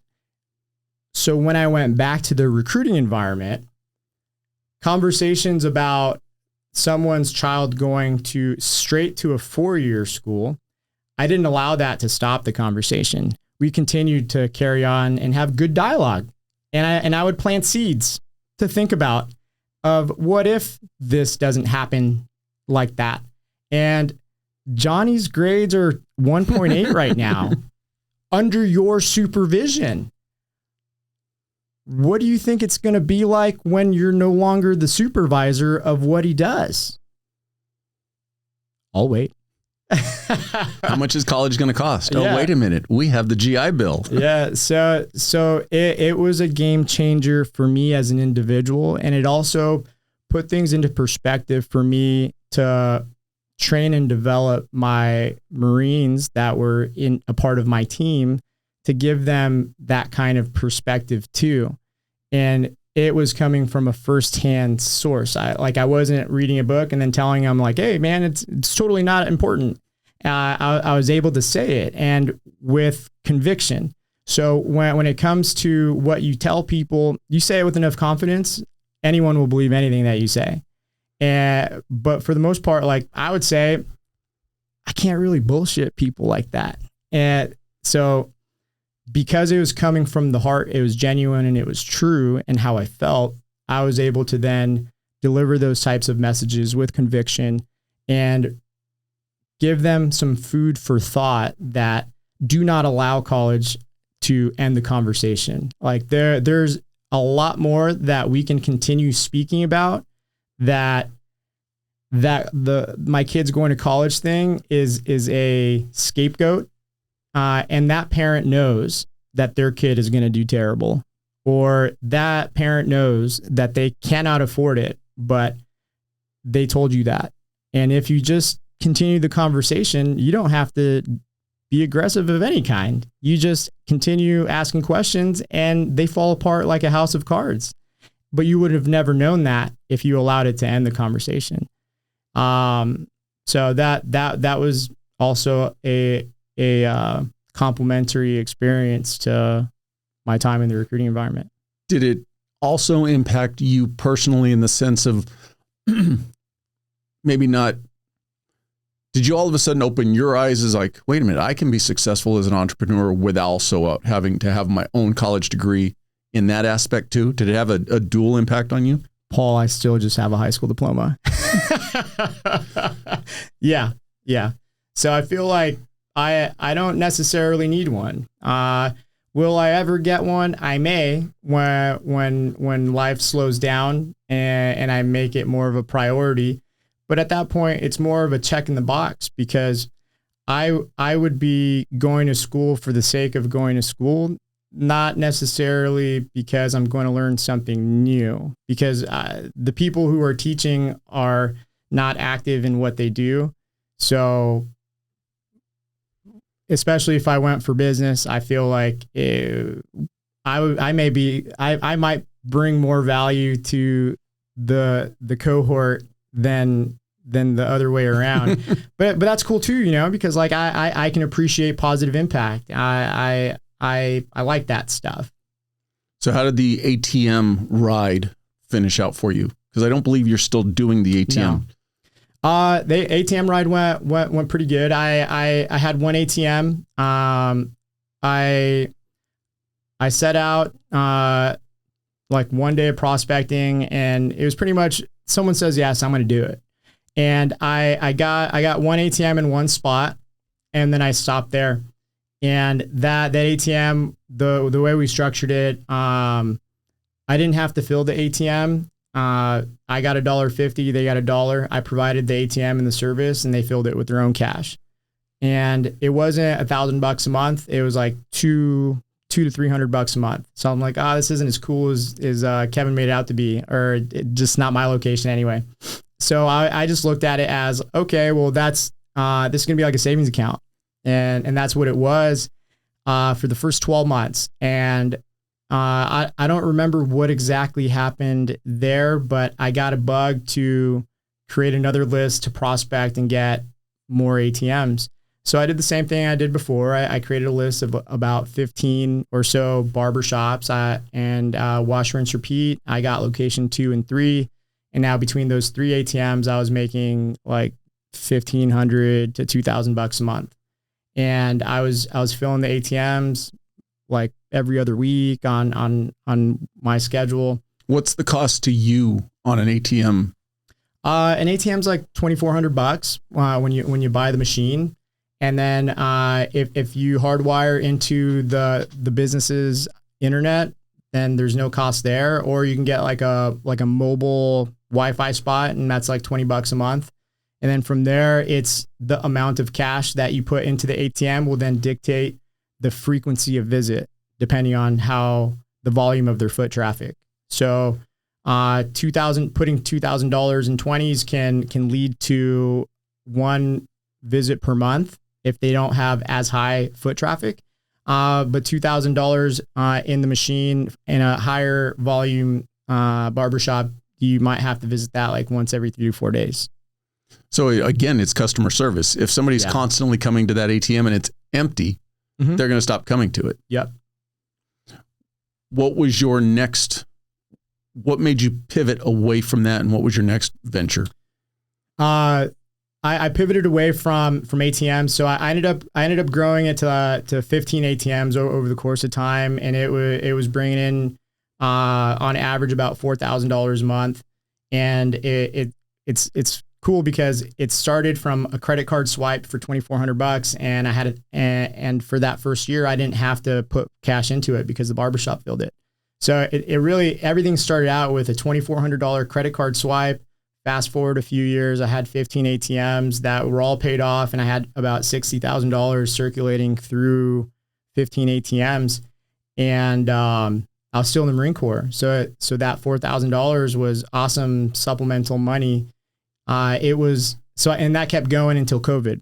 COVID shut down pretty much all barbershops, and they didn't necessarily come back from that in time anyway, because I acquired my first gym August of 2020 during COVID. So there was no, like, ATMs was not a thing. Photo booths was not a thing. There's no events.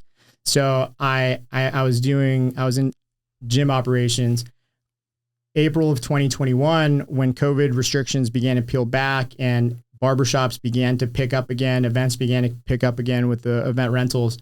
Not all of the barbershops came back from what was going on, and it became more of a pain in the neck to go fill an ATM, because the liability with gyms is substantially higher, but also the output of profit is substantially higher.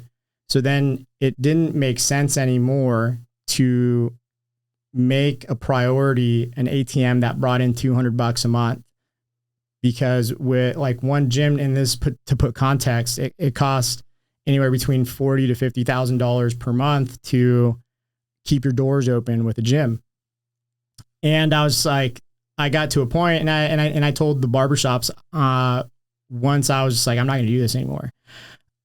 You have 1 month to make a decision. I will either sell you the ATM, and I can tell you how to continue it moving forward, or I'm just going to pull it because I can't support what's going on right now. And some didn't care, some didn't like it, and I'm like, I'm being transparent.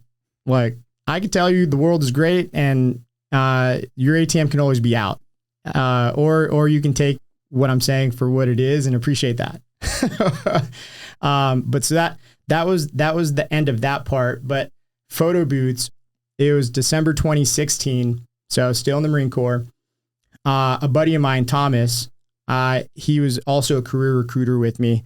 Him and I would talk all the time on our commutes to work. We both had about a 45-minute commute to work, and we'd always chop it up because we were in a similar position. So we'd cross-pollinate and talk it up, maybe decompress.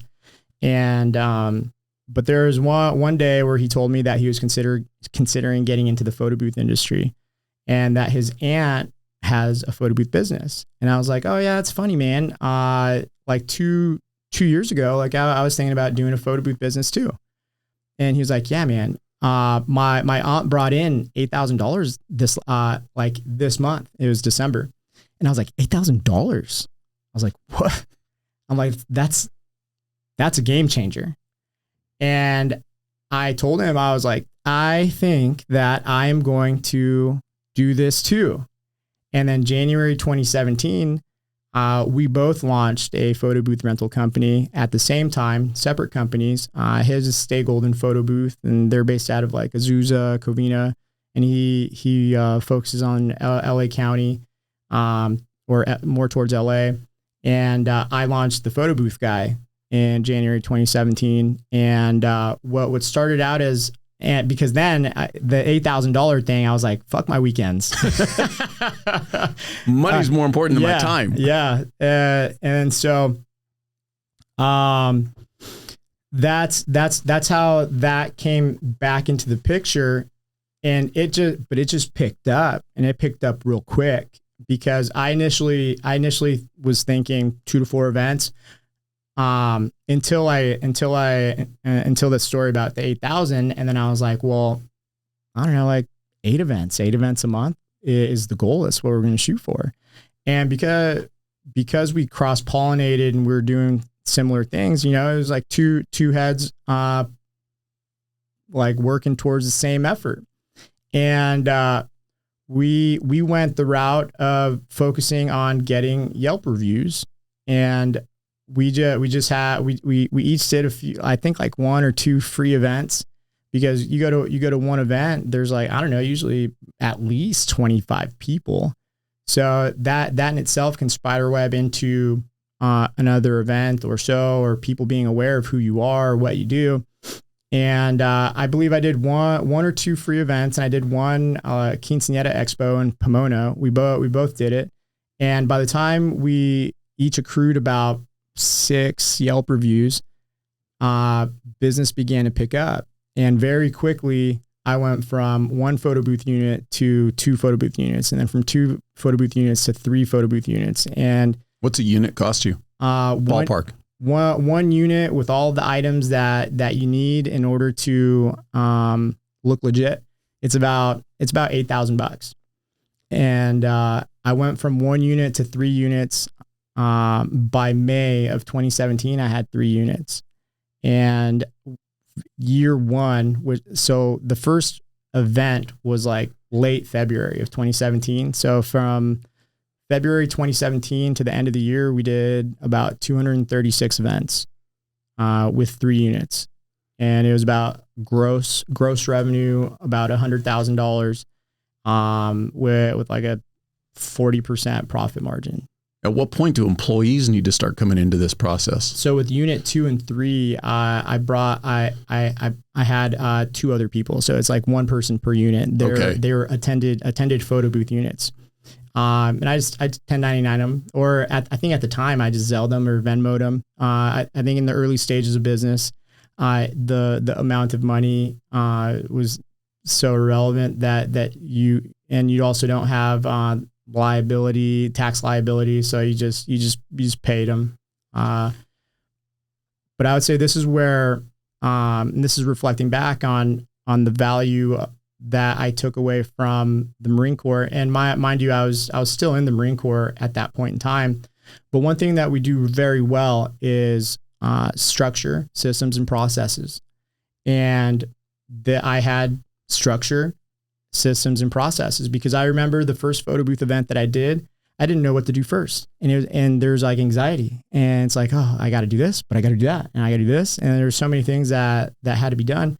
And I was like, okay, slow down.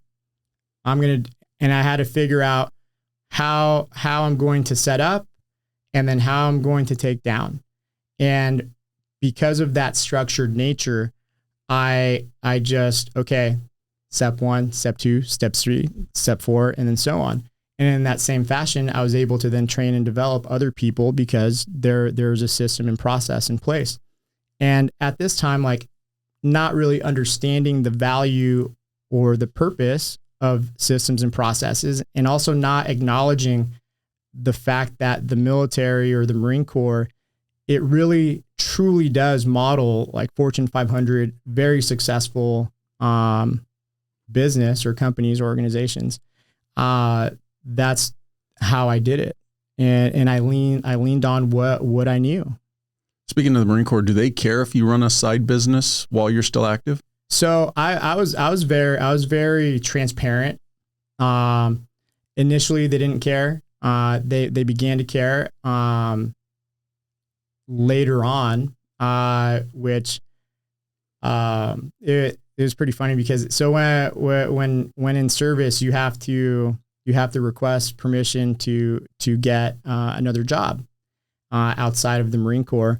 And it was funny because it got to there was a certain point where someone gave me the form that I had to fill out in order to request permission to work outside of my normal course of work in the military. And it was funny to me because you had to input like your employer name, your supervisor's name, the schedule. And I was just like, I don't know how to fill this out. Like, I am the employer and I am the employee. And I'm the boss. And I'm the... Yeah. So you want me to write down how my schedule will not impact my active duties. And I was like, okay, I could play this. And I filled it out. But before I sent it, I was like, I'm not sure if this pertains to me because, I'm the only one filling this paper out and it's not going to conflict with what we're doing. Do you want me to send it? And I think they said, no, don't worry about it. So it was, but I was transparent. What was most important was performance. So if everything was where it needed to be and performance isn't being affected, it's like they turn a blind eye. You've already made reference to being in the gym business, and I want to get there. And obviously there's no way to know for sure. We don't have a crystal ball, but where do you think you might be today had COVID not happened? Do you think you'd still be in the gym business, or do you think you might still be running the ATMs and the photo booths? I still would have been in the gym business. I got into the gym business because of a mentor. Another fortunate thing that was timing and opportunity. Well, one thing that was very apparent to me was in the recruiting environment, it was a high tempo, high stress work environment. Sometimes there's some lulls where you can do whatever you want, and then sometimes you can't, and you can't cut away from what you're doing to go work out. And I was able to see that the way I was able to then take control of my workout time was by doing it before work. So I began to work out at 4 a.m. and I was working out from 4 to 5:30 or so. And at the time I was in the recruiting environment. I lived in Chino Hills, and there's like 5 people at the gym at that time at 4 a.m. Not a lot. And I recognized a guy. His name was Sam, and he was the co-founder of the Camp Transformation Center. Dude was a baller. And because of the whole self-development space, I understood that there's power in proximity. And I didn't necessarily approach him when I first saw him, but over the course of seeing him after a few weeks, I began to make small talk here and there. But you knew who he was from social media, being in the business world and following other entrepreneurs. Yeah. And so from there, we both did shoulders on Thursdays. And so at one point I was like, hey, we should hit shoulders together. And he was like, yeah, man, blah, blah, blah, this and that. And so then every Thursday I was hitting shoulders with Sam. And after a few weeks, sounds like a TV show. Yeah.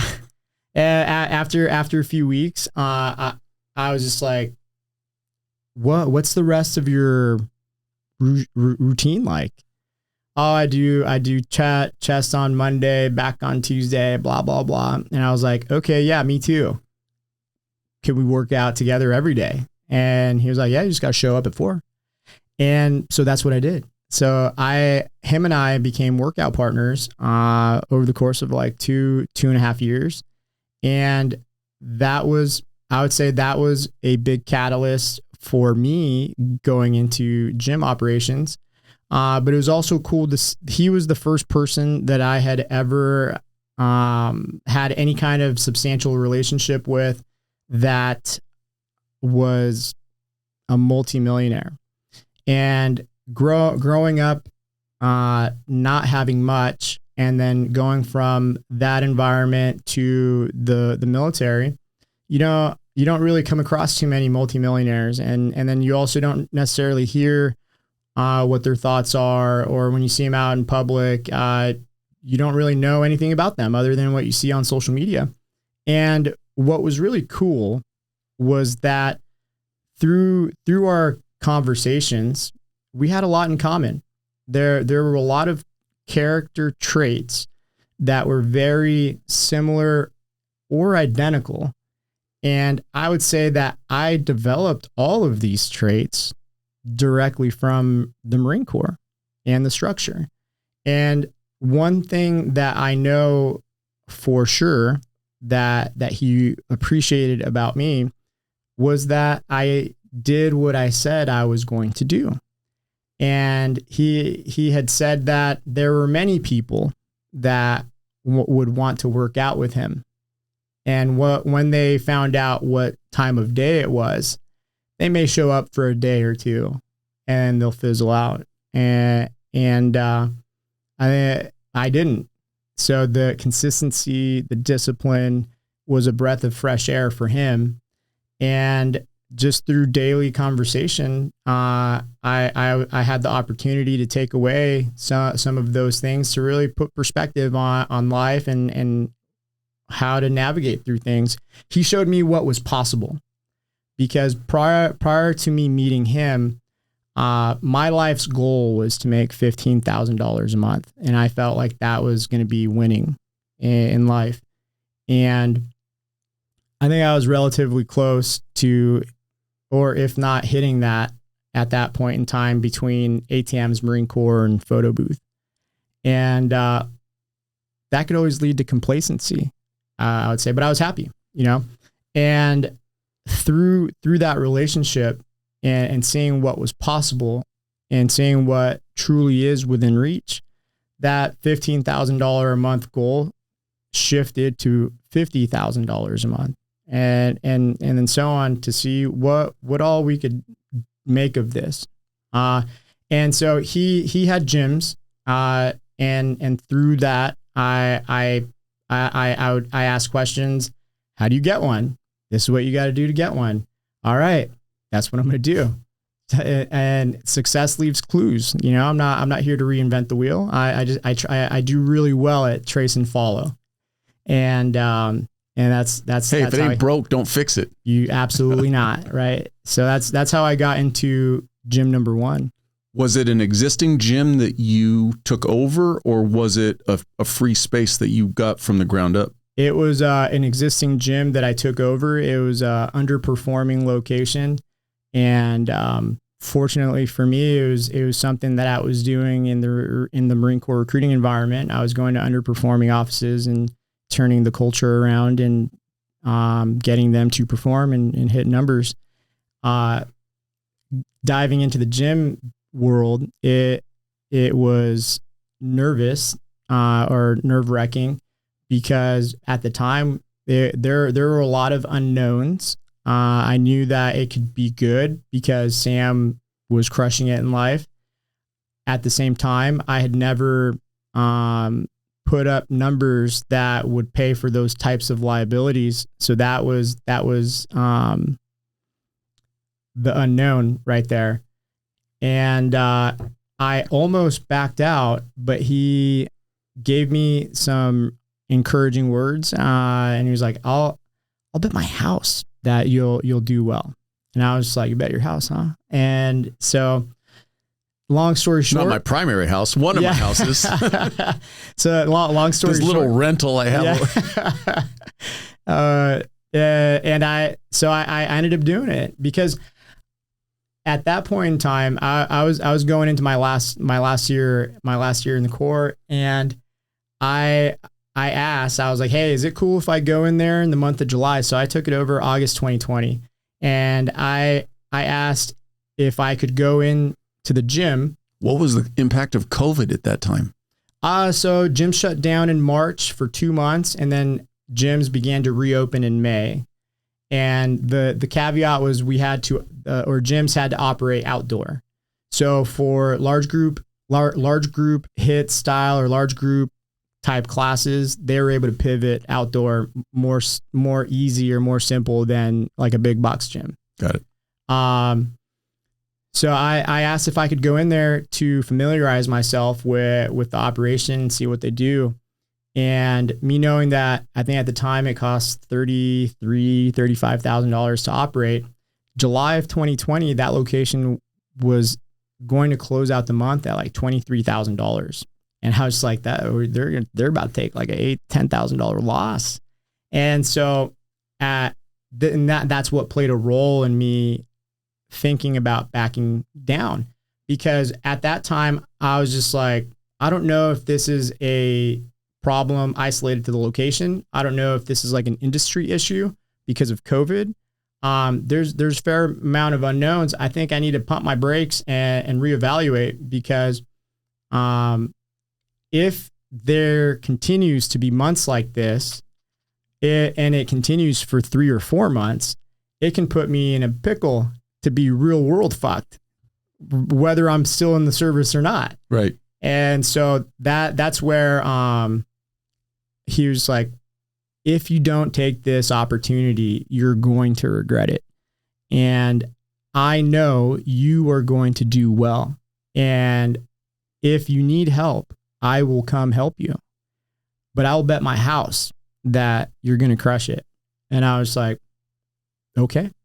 And so then we were able to renegotiate and change up some of the terms of the acquisition.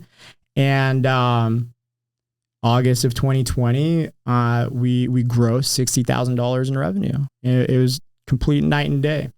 And I would say going into gym operations was another enlightening moment, because I had no experience in gym operations. I had people experience, I had leadership experience, and systems and processes and communication and structure. And what I did at that facility is the exact same thing that I did in the recruiting environment with an underperforming recruiting office.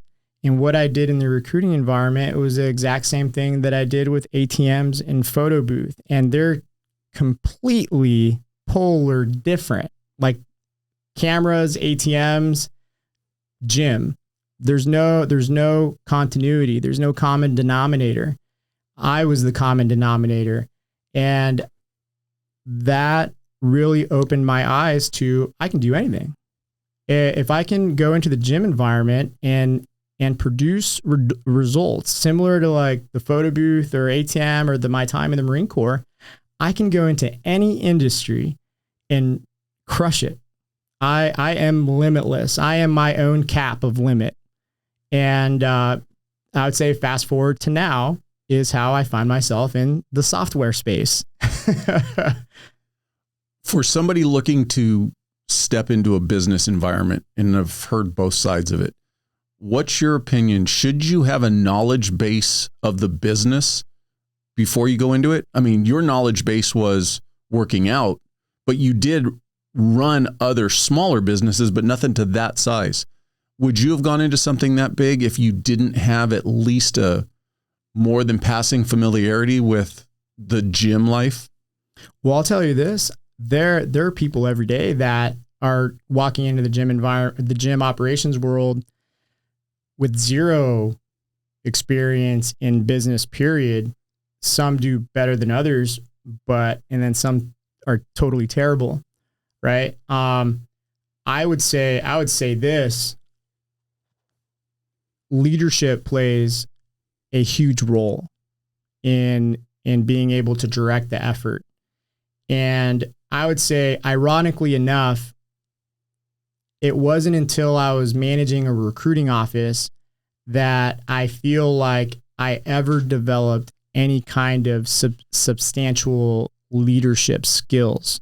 And the reason why I say that is that it's simple for someone who's in a senior position to not be a servant leader. It's very easy, and I would say common, to not have good leadership in the military, from my experience, or not leadership that you can emulate.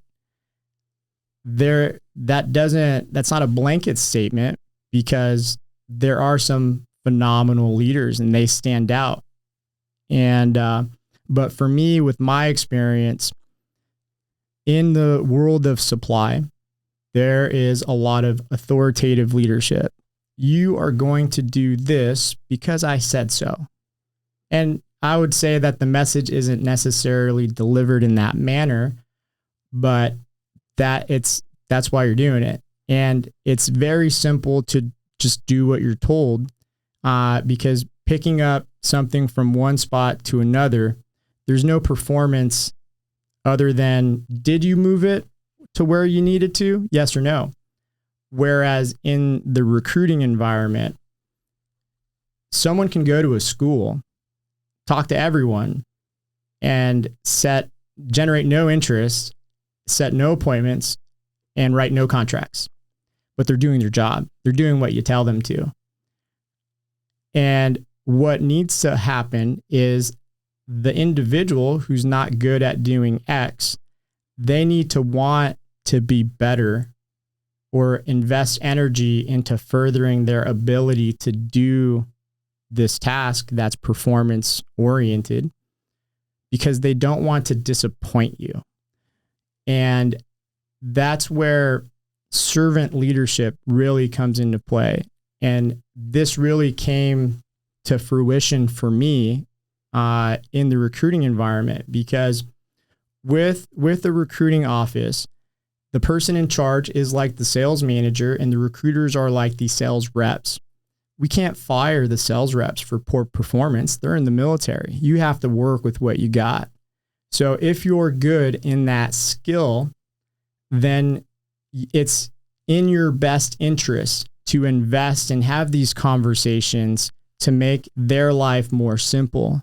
And having those shared sufferings and sacrificing your time and seeing that, they're going to appreciate it. Law of reciprocity.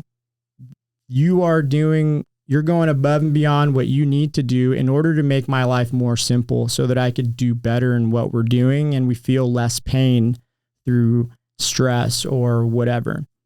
And that was in that course of time where I really began to focus on how to develop good leadership. And one thing through my experience or my growing up in the Marine Corps, we always talked about leadership traits. The word leadership is for sure shoved down your throat from day one. But it's one of those things like, what is it and what does it look like? How should it feel to the person that's below you? How should it feel to the person beside you? It doesn't necessarily go into detail like that. And, I would say as a whole, people that are in the service for the most part are not extroverted in that way. And their communication skill set may not be where it needs to be in order to paint that picture either. I think you hit the nail on the head, though, is when you're talking about good and poor leadership, it's people. And what I mean by that is I've come to believe, a few more laps around the sun than you, first responder community and military community will share a lot of similarities. People achieve rank, maybe not based on their merit all the time. Not the most popular, not the most well-liked, but it's equally as bad in the private sector. Yeah. And why I say people is because of the far greater number of the people who are looking to move up the ladder are looking to move up the ladder to feed their ego, not to feed the organization and the people they work with. Mm-hmm. So I firmly believe that poor leadership is everywhere because it's people. Yeah, it's a people thing. Yeah. And I would say it ties into the people not investing into themselves, the whole self-development thing, you know, and why is someone selfish like that? I would say lack of confidence, their lack of humility. And that's some of the areas that tie into poor leadership, but also they didn't have a good example to emulate either. And I don't think you can ever nail it down to one thing. It's a laundry basket of a bunch of little things that you have to be, as a good person, be able to look in your mirror and say, okay, what are my deficiencies and what do I have to do to put those strong characteristics in my basket? Yes, 100%. It truly is a compound effect. Because when I was a recruiter, I was a good recruiter. And because of that, whoever became a boss at the office that I was in, they didn't really have to do anything. Because if my coworker, the Marine to my left or to my right, if they didn't have the contract that they needed to have, I had it. I had an abundance of contracts that I could. If you weren't going to write one, I'll just write another one. I was selfish in that aspect because I wanted the attaboy pat in the back. But because of that, I didn't necessarily have good leadership to emulate in how to be a good boss of an office. I had good men that were in that position, but they didn't have to teach me anything. I was a fire and forget weapon. So I didn't get a good example of how to be the guy to then pour into others, because I didn't need to be poured into, and I didn't see them pour into my coworkers. They didn't have to, because if they didn't have it, I had it. And so when I took over my first office, I didn't necessarily know what to do, you know? And what I did in order to set myself up for success, I took a look at who was doing well around me. My buddy Thomas, he was crushing it. And one of my former bosses, he was doing well. He had faced some adversity. He went to an office that didn't have a guy like me. So I reached out to those two guys to ask them what they would attribute their success to within their office, or get an idea as to what they do, how they do it, what they feel is the main takeaway for their doing well in performance. And I just sort of put it into a ball of some kind and made it my own. And that's how that part shook out. So I had some good takeaways from people that were already doing good. And then one of my Marines at the time, he had told me that you'll catch more flies with honey than you will vinegar. And that was a pretty impactful, deep statement. And at that point, I realized you don't have to raise your voice to hold someone accountable. You can simply hold someone accountable with this tone of voice, and you can direct the effort without getting upset ever. And it's 100% true. And these are all pieces to the leadership machine that I've put together. And, you know, it's always going to be a continual work in progress. There is no perfect leadership, but as long as you work toward becoming a better leader than you are today, there's no losing. Going back to your first gym, what was your cost of entry into that business? It was, the purchase price was $190,000. Pre-COVID, it was like 260. And did you take on, besides the existing business, well, maybe you don't want to answer this. What was the staff? I'm an open book, Paul. Oh, well, yeah, you could ask. What was the staff like? Was it a staff that you kept everybody on board, or did you have to go in and clean house? So when I went in, they didn't have a management team. So I didn't have a front office per se. They had trainers that were already on the lineup. So there were certain things that I did have to change up. I had to implement more structure. I brought on one guy. His name is Daniel, as an assistant manager. He was a team lead for my photo booth company, and I gave him the opportunity to become a manager with the gym business. And then I hired some front desk team members. One or two of them were also from the photo booth company. So I picked from one business to feed into the other, and then I hired a general manager who really I just met him. He seemed like he was squared away. He was a trainer, and that's who I picked. And in regards to the trainers that were there, I think they had like 11 trainers on the roster, but each trainer was doing like one shift per week, because we have classes in the morning, classes in the afternoon, and then on Saturday. So I know one thing that's important in order to create culture is you have to have people feel like they are a part of something.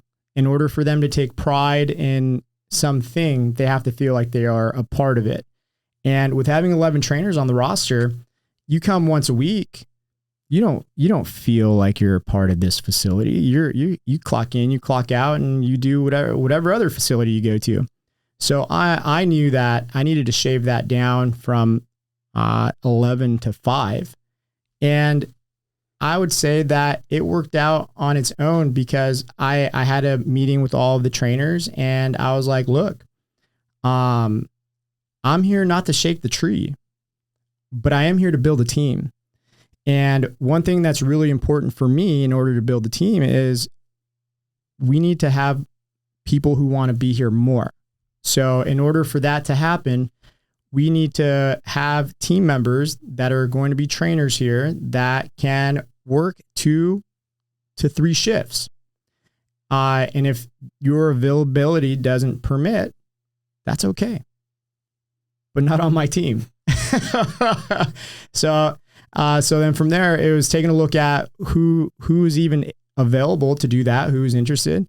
And that's what began to shape that side of the business. And then when it comes to like the front office team, I was the extra body there to direct effort, assist, show, train, develop the front office team, because the front office team is like a mini sales organization.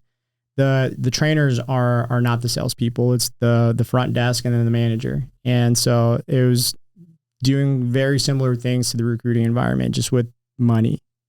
What was your time commitment in those early days? Like, how often were you there, and how many hours of a day were you there? I would say 40 hours a week, Monday through Friday, and then sometimes Saturday for a few hours. So it wasn't like these horror stories you hear of people like, oh, I was at this new business and I was there 20 hours a day. It can be like that, but that's where if it is like that, you have to know that you got to take a step back, and you got to take a look at, what am I doing well? What am I not doing so well? And what can be done different? Because there is a better way.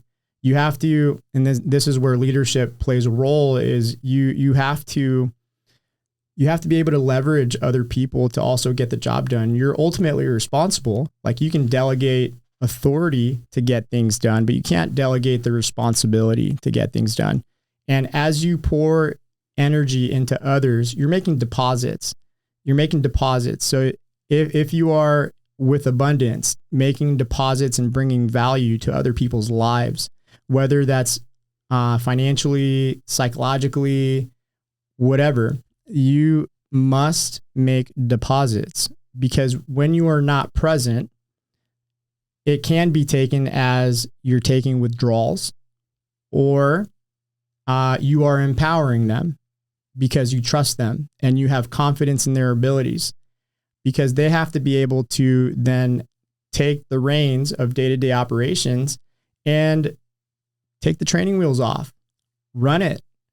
I would say that the people who do not leave their business and they have team members present,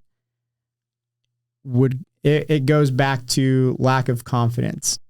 You're insecure, or you have so much, not arrogance, but you feel like you are the best person for the job. No one can do it like you. And without you, this thing will fall apart.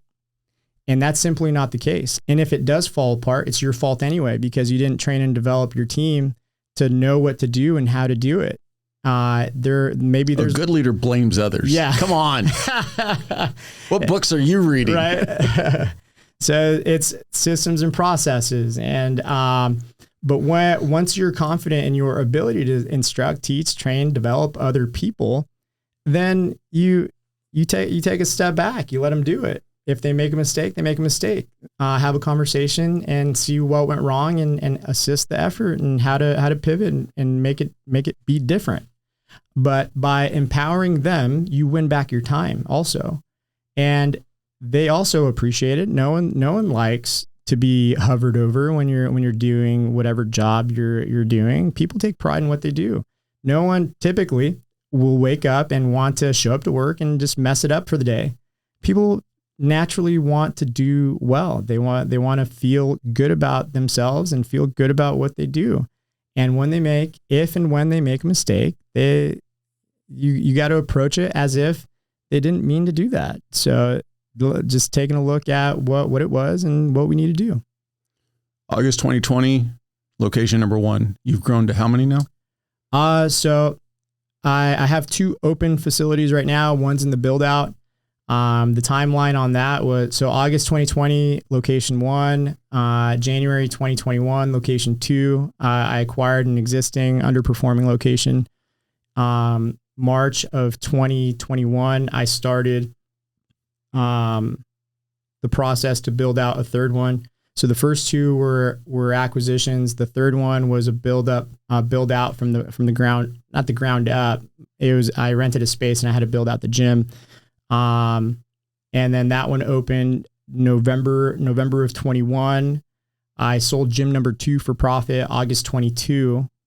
And then I purchased the territory for another location somewhere around like September, October of 2022. And, right now I'm in the build out process for that, for what would be 4th gym if I sold none. But so I have two open gyms, 1 in the build out, and I sold 1. Are you focusing on a geographic region that is convenient to you or best for the business? I would say both, but convenient to me too. For the most part, I had been accustomed to commuting about an hour to work every day from the recruiting environment. Yeah. So now my eco bubble is pretty much 20 minutes from my house. So my open gyms are one's in Anaheim, one's in Ontario Ranch, which is adjacent to Eastvale, and the one in the build out is in Upland, ironically, and some nostalgia, in the same parking lot as the recruiting office that I joined the Marine Corps out of in Upland. The circle of life. Yeah, coming full circle. Yeah, so that part's really cool. So you mentioned that you're now also venturing into the software business. How did that come about? So, as I was going towards the end of this last year, I feel like gyms in general, brick and mortar, are not going to get me to where I want to be in life. Because gyms there's high liability, but there's also pretty awesome reward. I would again change nothing. I would change nothing. And I looked at life, and then also through direct mentorships. I saw that I need to somehow leverage technology in the year 2023. And it's a minor thing. Yeah. Hardly anybody's using it. Well, I need to overcome the world in 2020. Yeah. So I told myself, I'm going to create 2 online courses this year, and I'm going to see if I can monetize it. And in January, I came across a Facebook ad course by this guy, Billy Jean. I had known 2 other people that are familiar with Billy on a more intimate level or like friend level. And so I took that course. It was 16 weeks down in San Diego, meet once a week for 16 weeks. And you could do it via Zoom if you want. So he has people all over the world that will be a part of the cohort, or you can go in person. I went in person because I wanted to take on the full experience, and it's learning Facebook ads from A to Z, which it starts with the psychology of advertising and what draws attention, hooks, and stuff like that. There's a lot of similarities with sales and decision making on the front end, and then the construct of creating a marketing campaign to then advertise on social media platforms. And what I saw was this dude, Billy, teach a class once a week or 1 day per week, twice a day. And each class was about an hour and a half. And in my cohort, there were like 200 people, and it's a $10,000 course. 2 cohorts at the same time. The other cohort also 200 people. And I saw him leveraging technology. And through that, I was also then introduced to a platform that I was then able to white label is the term, but or license, that you're able to then take the technology and then build on top of it to make your own software business and to sell as a service.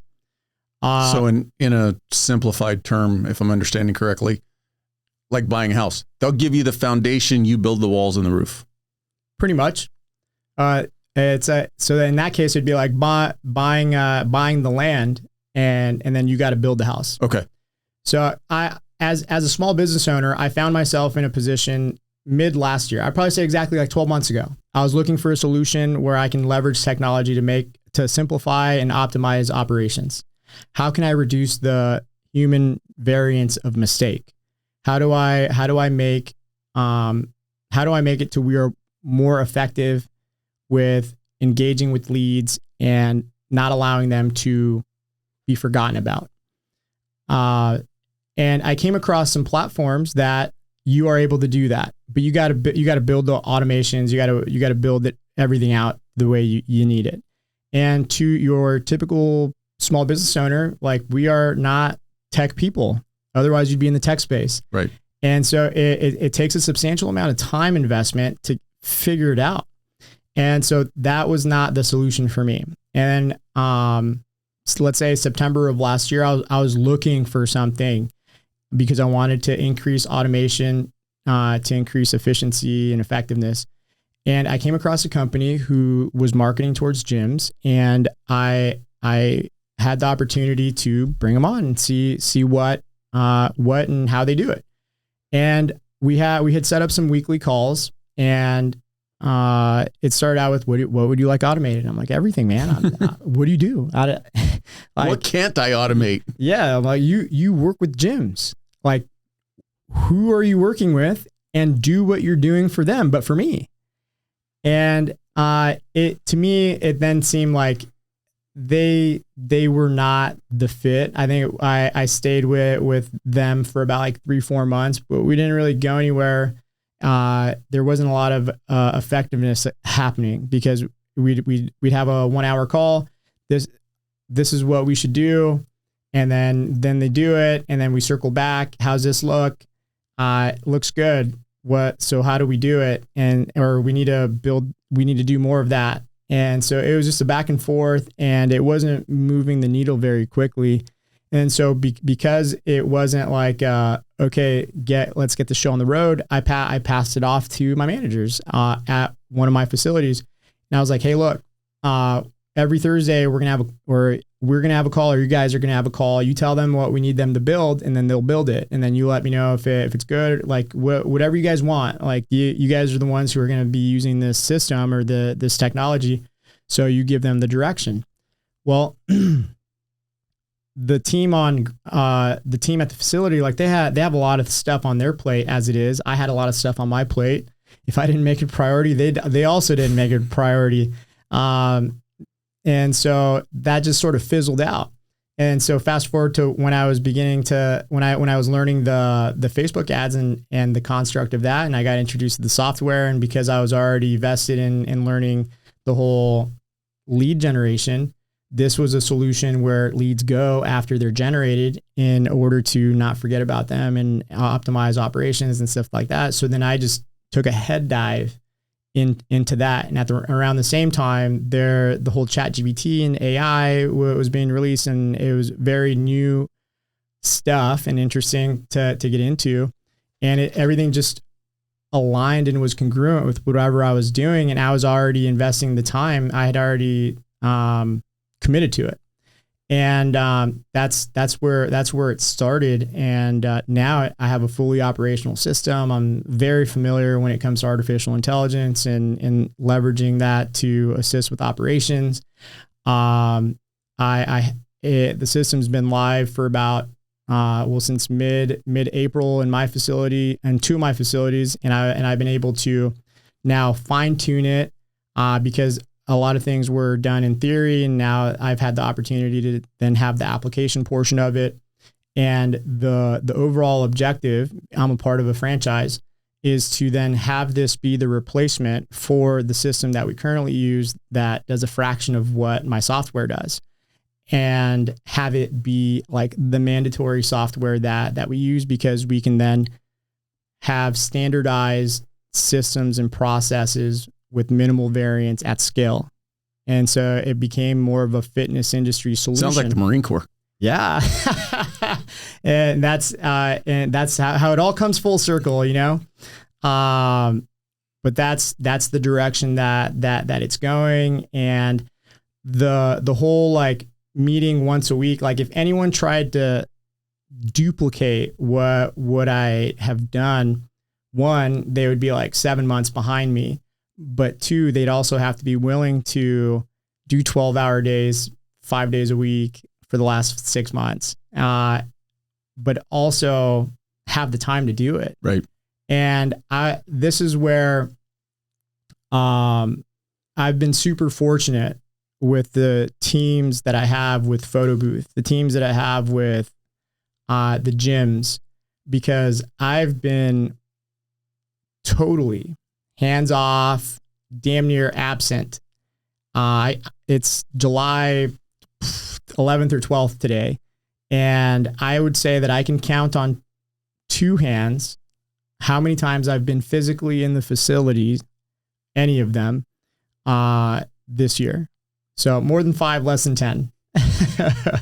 And which has given me the opportunity. And with the software, it's the industry knowledge of how we operate is what was able to then really reduce the gap of going from idea to something that works. Because the amount of time it would have taken with the back and forth research and design, all this other stuff, this could have been a 24-month project. But because I was the source and I'm also the guy who was building it, I was able to go from idea or concept to idea to fruition in 4 months, live in a business. And we're going full speed, man. And I've onboarded 2 gyms that are not from the franchise right now, and things are going well. I'm about to onboard 3 others that are from within the franchise that got the green light to be able to test it out. But test out also means revenues being generated, and it's recurring revenue subscription model. So it's going to be sexy. It's a game changer for sure. This software, once it's in place and working and active, is it something that you can market to multiple types of gyms, or does it only work in your facility? Oh, it's going to be available for any kind of gym. So this is your next business growth venture. It's not simply, I just want to create a software system that I can use in my gym. No. This is going to be a fitness industry solution. Specifically, like right now, it's like tailored for large group class type gyms that have challenges, right? But with variation, I can trim fat, and it can easily be modified for the independent trainer who doesn't, the independent trainer, whether you're in a garage and you have an influx of clients, or you're at a self-made or any other training facility, a private training facility where you pay some sort of rent and you operate your business within that. It can be tailored for that individual, and really with some tweaking here and there, it's really good for any business that sells a product or service at the end of the day. The jargon just needs to change some. All of my marketing material is geared toward gym owners, but if a restaurant or a dog grooming place was like, "Hey, I saw this. Can it work for me?" I'm like, "Absolutely. Let's take a look at what you do on a day-to-day basis and how we can bring value. We can 100% tailor this to you." All my marketing material says gyms though. So what's the long-term goals for you then? I don't mean this sarcastically. Yeah. Is it just constantly moving to that next thing? Do you ever think you'll ever be quote unquote satisfied? Yeah. I believe I will be, because deep down at heart, I'm still that. And real quick, I just want to pause it. Yeah. I'm not implying that you're bouncing out of boredom. It does sound like you're constantly you're climbing your Everest. And that, so I get, maybe my better question is, do you think you'll ever get to your peak? I would with confidence say yes. I would say that at the end of the day, I would say that I'm still the 1.8 GPA student who's lazy as shit. And there's nothing more that I would like to do than nothing with my family and spend time and create experiences and do something to give back on my terms, right? But in order to do that, and I would say in order to live life the way it's intended to be lived and rejoice in all of the beauties of the world and all of the comforts that you can possibly have without concern for money, you have to have money. And it's like, it's not all about money until you have no money. And in all reality, like I'm not a penny pincher. I aim to provide as much value as I can, and I operate on principle. But I have asked myself, I'm like, what would be a number that can allow you to live a very comfortable lifestyle? And I would say that if an individual can accrue 5 to 10 million or anywhere in between there, and invest it in something that can guarantee a 5 or have a high probability of giving a 5 to 10% return, you can live off of the interest and just leave the principal alone, and you're good. You're good, but it's getting to that point. Well, ideally it'd be sometime in my 40s if I play my cards right. But that's where it's evaluating, like, what I'm currently doing right now, will it get me to that number? Yes or no? If the answer is no, then I need to figure out an alternative vehicle. And I can go and check out to see if that vehicle is the one. And if it is, or it has the propensity to be that vehicle, then that's where my energy, where my focus goes. And that's all I care about. And I would say that everything has been essentially like a ladder or some sort of roadmap that one has fed into another. One has one has fed into another. Like they've all played off of one another, and it's all come to create what has been my life experience. Do you think your personality will allow you to ever put it in cruise control or on autopilot and just kind of let off the gas a little bit? Or do you think you'll always be pushing forward? I don't know. It's a good question. Probably always push forward, or it really depends on, that's a tough one because for ever since I've been 28, it's been pushing forward. So for me to say that I'll be able to hang my coat and call it a day, I'm not sure. I want to say I would like for it, but I don't know if my personality will allow for it.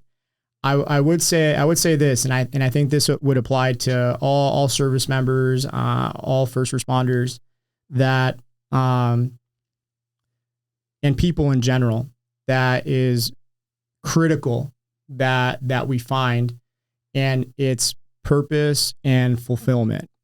And if we do not find purpose in whatever it is that we're doing, we will not be fulfilled. And if we are not fulfilled, it will put us in a position to be lost. And if you go down a path of being lost for a certain amount of time, that's where suicide happens. And I feel like that's the case in the world of first responder. I feel like that's the case in the military service members. Because if you really unpack it and you take a look at it, they're a part of something bigger than themselves, and they took pride in it. And maybe it becomes their identity. Maybe it doesn't. But whether they do or don't, they're doing something that's selfless, and it's good for many other people. And when they exit that world of being that selfless attribute to something bigger than self, they need to redirect their effort towards something with purpose. Now, the beautiful thing is that purpose is subjective, and you can paint whatever picture you want on what brings purpose and what you feel is important, but it must be found. And when you are doing something that is purposeful to you, you will find fulfillment. And I would say the same plays for CEOs who, on top of the world, they retire and 3 years later they have a seizure and die, or heart attack, or whatever happens. They didn't find purpose. They were a part of something bigger than self, and they left that world, and who are they now? They didn't find purpose. I often ask for a piece of advice, taking your knowledge and experience and making your transition into what you're doing today, but you just hit the nail on the head, and it can't be overstated. And I think that that's one of the big issues that we run into in both of our communities is there is a lot of respect, power, authority, whatever you want to bottle it up into in these professions. And when you step away from it, it's finding that next mission. It's finding that next, what drives you, your purpose. And I hope that somebody listening to this starts thinking today, what's their purpose tomorrow? I appreciate your time. No, the pleasure's all mine, Paul. Thank you for having me. I wish you continued success. Thank you so much. I appreciate you watching. But before you go, if you like the video, please hit that subscribe button. Also, any comments are appreciated. Thank you.